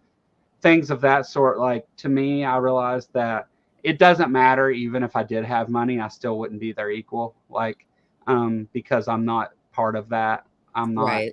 my family doesn't hang out in the Hamptons. So like, you know, but I mean, definitely like whenever he said like that's probably more money than you've ever had, you don't need any more money, or you don't need, and I'm like, how do you know anything about what I need? Like, you don't know shit about that. Like, my mom may need a surgery, damn it. Like, Right. but I mean, it's a ridiculous, like I have, one of our nurse managers is making $52 an hour, and, no one else is making over 50. yeah, And I mean, the DON obviously, but like, or I'm sorry, director of nursing, but like for in a supervisor level, it's just really high. And it bugs the shit out of my, administrator. And I'm just like, stop thinking about it. yeah, If we're not, yeah, I don't know what to say. I think when I'm looking at, for me as an HR director, I like to think about equity. And yeah, I don't know how to justify the rate, but I'll be damned if I take money away from somebody that they're getting. Um, yeah. Well, that's one of the things too, is that I think that a lot of rich people don't want poor people to make another dime because it might mean they'll make one less, right? right, And right. they want that division, that larger gap between the poor and the rich because of Yeah. that. Well, yeah, no, That's they have to weird. have all the money because, my net worth has to be higher than everybody else's. How else are they going to know that I have the biggest dick if I don't have the biggest Right, net worth? right. Yeah. Um, yeah, I I mean, may for actually have to do something. right, God forbid. Yeah. And the rich, I mean, it is just having the biggest bank account it's just a big dick measuring Well, contest. I hate Nobody cares about it except them. the Facebook post that reads like, "I'm rich because I got up every morning and worked harder than everybody else and did more things than everybody else, and this is why I have it good." And you say I've got it good. If you worked as hard as I did, you would too. And it's like, have you ever had your electric shut off or your water? Have you ever like just not had dinner for days? I have Like, yeah. And I all of mean, it. like, those are like, to me, like you It happened saying, while I what? was working 2 jobs. Yeah, I Fuck can tell you. you. You're not working harder Yeah, than me. Nobody yeah, I works can. harder than poor people. When I worked 14 hours cutting grass or cutting trees or um, on the riverbank and all that stuff, when I did those things and still barely had enough money to live, meanwhile, some motherfucker sitting at a desk doing nothing is making 3 times the money I am. Like, it's kind of discouraging Yeah. to want to do those things. And but again, like, I wouldn't trade it for anything at this point, though. Like, I've learned so much about Builds people character. and the world, and I know how to do things with my hands and how to fix things and how to make things like broken ass tripods and shit work. And like, I can figure stuff out on my own. Right. I don't have to pay a plumber $500 to come to my house just because the toilet stopped up, right? I can figure it the fuck out. If my fuel pump goes out in my car, I'm not paying $1,200 to get that bitch repaired. You know I'm how to going do that? outside and doing it myself. Like, Like, whether I know what the hell I'm doing or not, it may end up costing a lot in the end. But I at least, I think there's some value in those things. I mean, sure, money's great. I mean, I would like to have a pile of it right now, but like, so what if I don't? I mean, it's not going to change. Like, in fact, that would probably cause me more stress than anything. Actually, I think, like, because mhm. then I'd have to pay back all the people I owe. God forbid. It's just easier to say I can't. I don't have it. um, no, I don't owe No, personal you know people. I that's mean, I funny can't. because when my brother was out of work, the creditors start coming and calling, and this one was like, do you know anybody you can ask for the money? Like, and he's like, no, I don't know anybody. I don't have a job. I can't like ask for money. I can't pay it back. He's like, you don't have a friend? And he was like, will you be my friend?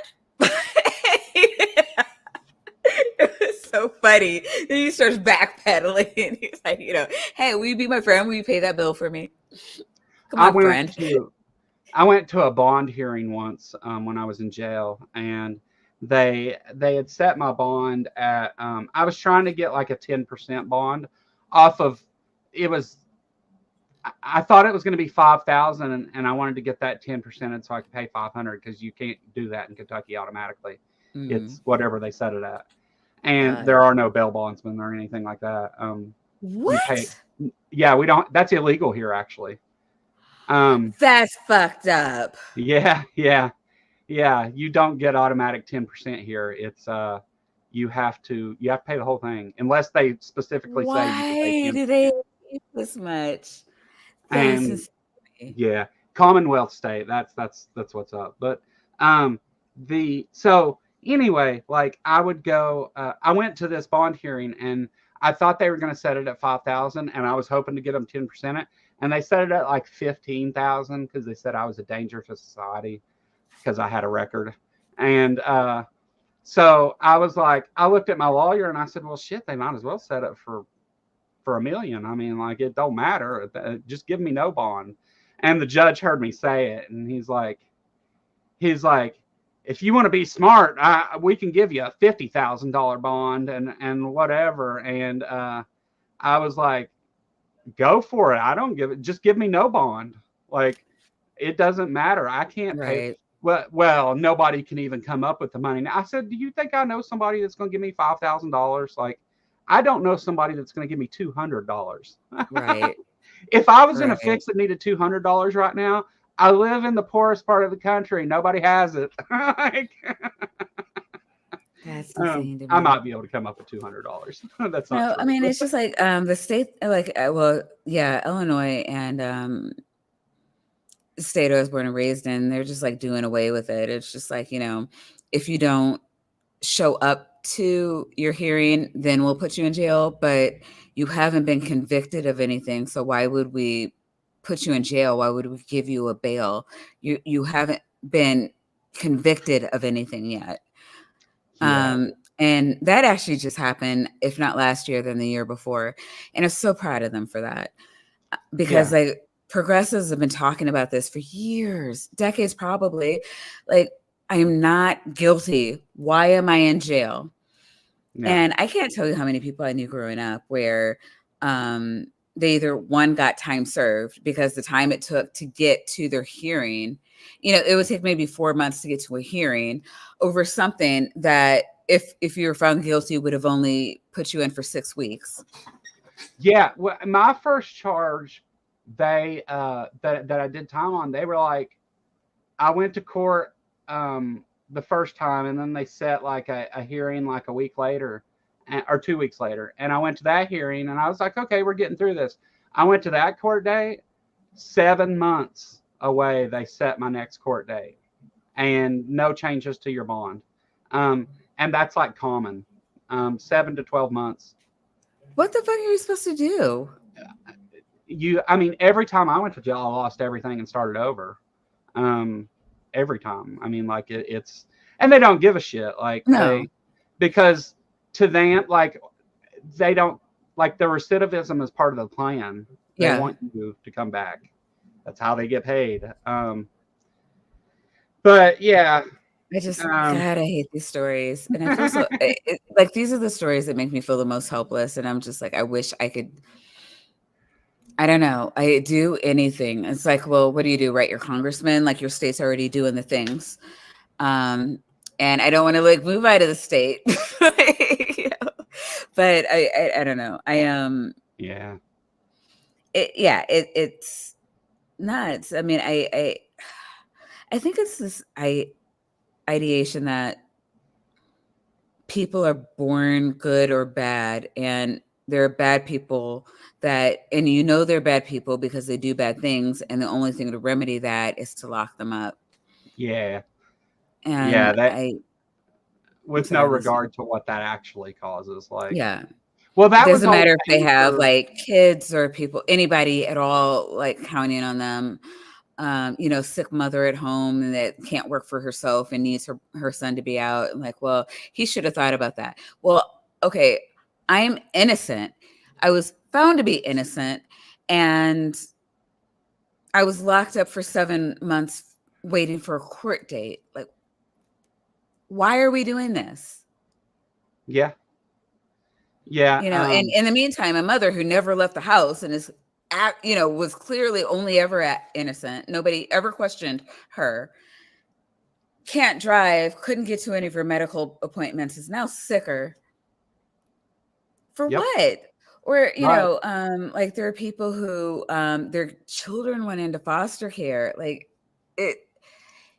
I don't understand. And it was the completely system. unnecessary. Right, Yeah. right. The, For even if they had been guilty, would not have been in jail as long as they were lost their homes, lost their jobs. And this is what I'm talking about with the whole like slavery system. It's not a correction system. We're not trying to get people to follow the law. We're trying to get cheap labor. cage. Yeah. Yeah. The last time I was in jail, I got an OR bond, and that means I could just sign myself out. It took them 2 weeks to release me. with me calling my lawyer every day and my lawyer calling the clerk's office every day. And then whenever they finally let me go, they said, "Oh, it's been sitting in the fax machine. We didn't see it."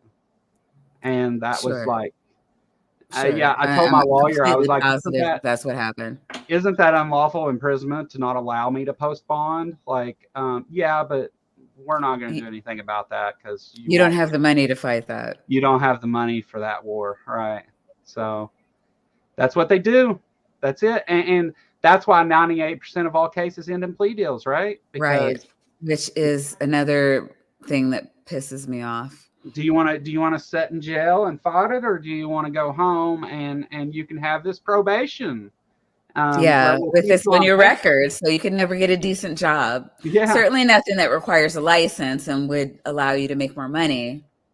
yeah, yeah, yeah. It's fixed for sure. That whole thing Yeah. is. It's and that's they keep you like that because of they know that recidivism rate is so high. Sure, we'll give you probation because we know that we're going to find a way to fuck it up, and then you're going to come back to jail, and then we'll parole you, and you can violate that, and you can come back to jail, and Yeah, and then then we'll you can let you pay out for your on freedom. shock probation, and then we'll let you out on an ankle bracelet, and then we're going to let you go to this work.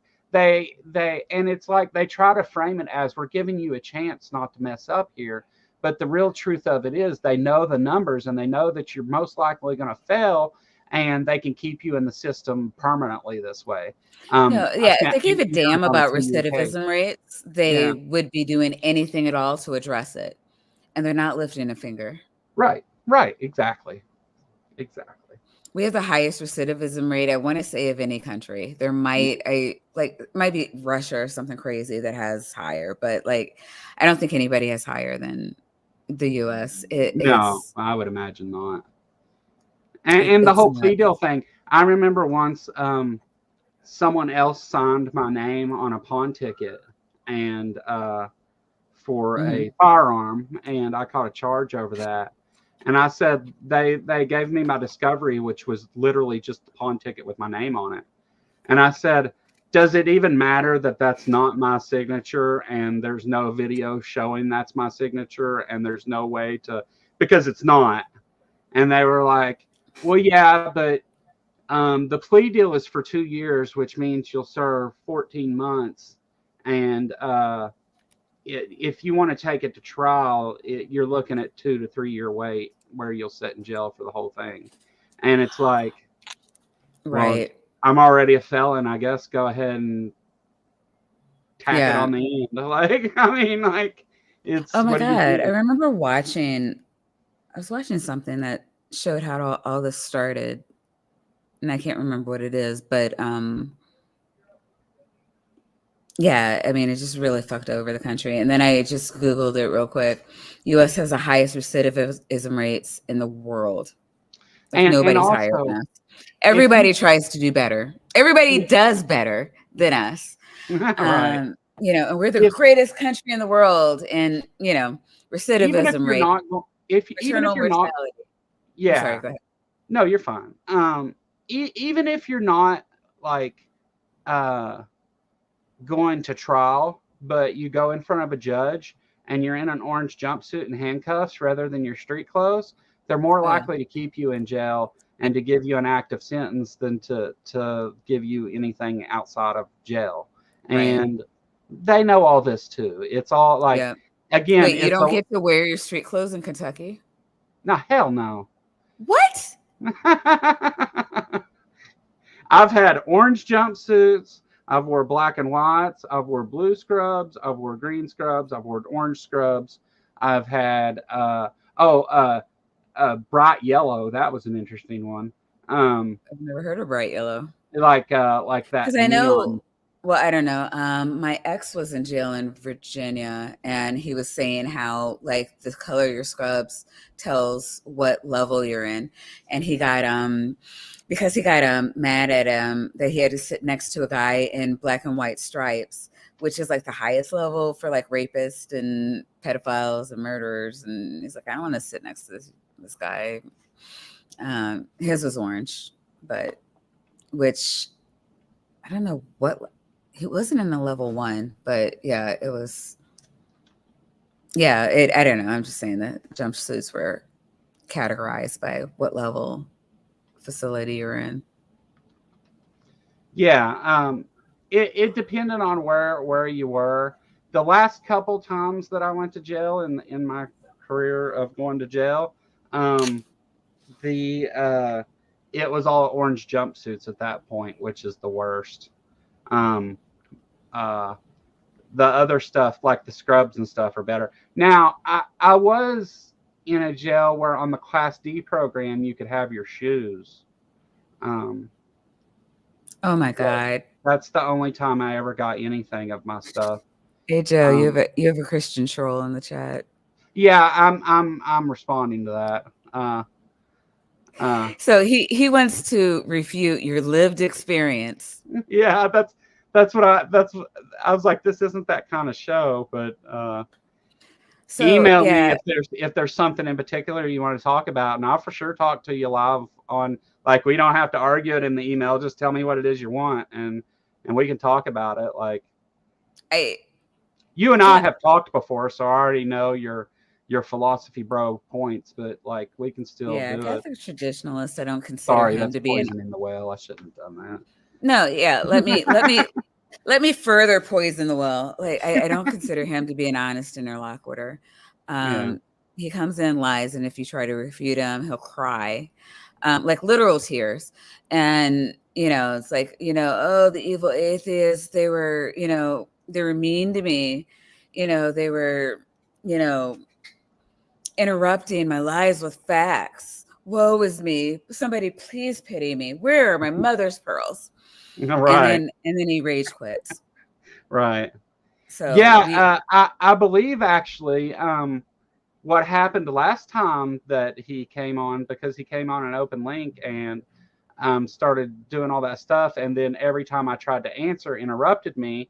And when my sidekick at the time came in and said, "Hey, if you want to talk, at least let him answer your questions, and we can moderate this a little bit," and he rage quit and said that we were ganging up on him. So. mhm. If you want to Oh have a yeah. moderated discussion, there's some professional moderators around here somewhere. So, for sure, Yeah. whatever you want to talk about. But if I'm not going to just like waste my time and sit and listen to like lies. Yeah, there was someone, who was in your that jumped into one of your live streams last week that also said, when me and Pragmatic Crystal were interrupting her lies with facts, said that we were ganging up on her.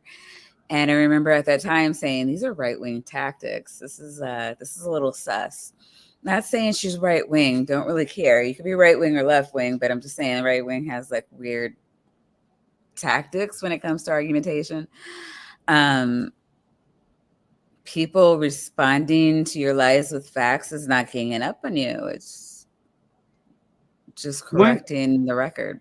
Send me an email, Catholic traditionalist, and you can come make me look like an idiot. Or you can cry like you do. Yeah, if you cry, though, you have to admit that you're the idiot.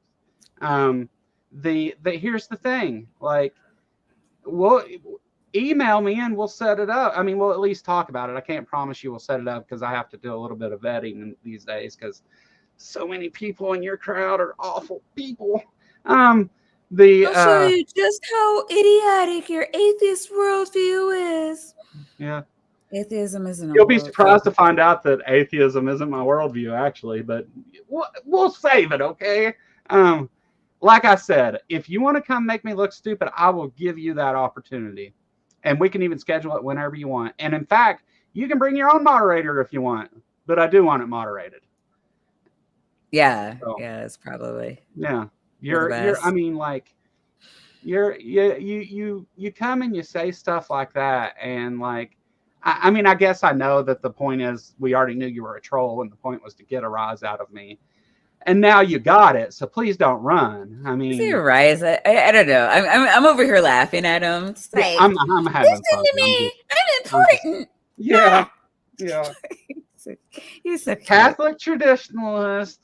is the smart one. Okay, guys, I'm the idiot. I'll freely admit I'm an idiot. In fact, I don't know if anybody here that hasn't heard me say that. Like, depending on what scope of things we're talking about, I guess. I don't know Right, anything right. about like shoeing horses or anything. I mean, you may think I might, but Y'all be um, nice. I mean, I would love to be nice. I mean, he's over here straw manning Joe's position. I mean, that's you from the got to give person as who's good already as you been take, timed out. right? I mean, or give as good as you give, or Yeah. take as good as what is The it? the person being timed out has already been warned multiple times, or the person saying be nice has been timed out multiple times and told to stop during this stream alone. Oh So, wow. Okay. um, Yeah, I'm not a mod, so I haven't seen any of that. But yeah, I just want to go on record as saying I am nice, but I mean, if you're gonna troll me in the chat, like I don't know, maybe yeah, you need to know who the fuck I am. yeah. I ain't afraid to give it. I mean, like I try not to do that. I really do. And I'm all for having like an intellectual conversation. But if that intellectual conversation is intellectually dishonest, I'm also all for showing you that as well. Who needs some attention since they want to troll? Get him, Mikey. Get him. Thanks, Mikey. Yeah, I mean, I got blocked by 3 different creationists this morning, and all I did was post links to facts that showed they were wrong. I didn't call them dumb or say I'm going to make you an idiot. In fact, they said I was uneducated and stupid, and I said, well, come show in front of my own audience how stupid I am. You could probably destroy my channel. It's not really how it works, but if that's what you want to think, I mean. Oh my god, I totally forgot about that. Skeptic Spin is not that I'm not listening to you. It's like Maya's like Shira, and she has the power of Grayskull, and she will smash you with it. Yeah. Oh god, that brings me back to my youth. And well, I'm not going to argue about it now. I'll save that anyway. Oh, okay. So, I think that's a good. Let's just end it there. What do you say? Oh yeah, about 2 hours, so it's been a good stream. I had really this set up. appreciate everybody for coming through. Yeah, I had this set up to redirect to the transpositions Oh yeah, that that's a good started idea. at 8 o'clock. If they're still going, you'll be redirected there. They are still going. Yeah. So, Ember's go over there. going. Yeah, let's go show Ember some love. Go over there and subscribe, and I'll meet everybody over there in the chat in a few minutes. Catholic Traditionalist, the Kentucky Atheist at gmail.com. Don't chicken out now. Get a hold of me, and we'll figure it out. Everybody else, well, first, let's let Maya do some plugging first. She's the best. Oh yeah. Since I'm being nice, I won't tell Catholic Traditionalists to eat a dick. But if anybody wants to come hang out with me in my channel, you can find me at Maya Atkinson. I stream every Sunday at 9:30 to 11:30. We have a comedic approach of to debunking bad science on the internet. So I do know that a lot of you do come through there. Couple of my mods I see in the chat. Love you, love you, love you, and hope to see you next We Sunday. got to get you and Dr. Tap here at the same time. Oh yeah. Yeah. We can work that. It's a little tricky through the week, but we can work it out. We'll figure it. Well, I mean, we could do it on a week. I could even do you two on a Sunday show. Because I do one every Sunday. It's kind of early. That's at 2 p.m. Eastern. No, that's for the best. I refuse to do anything after 5. Right on. We could do that and plug. I mean, everybody that comes here watches the Sunday Bad Science Sunday anyway, I think. But we can for sure come here and Not talk about it. Catholic Traditionalist. And me and Dr. Tap. Yeah, right. Me and Dr. Tap, last time we talked, we were getting into a good conversation, but it was just late and I had to go. And yeah. No, yeah, he's you a lot of like fun. the sciencey stuff. So I think that Yeah. the two of you could have a bored. really good chat. And I think a lot of people in the chat too, clearly nerding out on certain topics. So I think it'll be a good day. No, yeah. There's some things that like get me more than others. I like I'm into physics and space science and cosmology and things like that. More than like your geology and but I like those things too. I mean, evolution is one of my favorites, of course. Mhm. I've had to learn a lot about evolution out of necessity of talking to idiots, but like, it is what it is. But Oh, yeah, yeah, you know what? We should get Missy Motto in here to talk about the flat earth with what's wow. What? She gets upset when I start pushing about it. She doesn't like to be put on the spot, because the thing, and at least she's honest about this, but she'll tell you like, I really don't know that much about any of this. That's just what I think, and I don't really have a good reason why. We need that jingle from Apologia, for the Bible tells me so. Tells you so. Yeah. Yeah. All right, so let's get out of here so we can go say hi to Ember before we miss the whole show over there. Everybody that came to watch today, thank you for coming and watching. If you could do me a big favor and hit that like button, and if you're not subscribed, that would be awesome. I've got memberships, Patreons, and all that crap too if you want it, but just like and subscribe, that would help out the most. I will be back Sunday with Purple Rhymes with Orange, Monday with Mark Reed, and the 21st, it'll be Wednesday next week. It'll be Robin, Big Bad Mama, and myself doing this show, talking about politics again. So a little bit of everything for everybody. Thank you so much for coming and chatting and taking part in everything, and I really appreciate just listening to what I got to say. So have a great one, and I'll see you over at the Transpositions in a few minutes. Bye, guys. Bye, guys.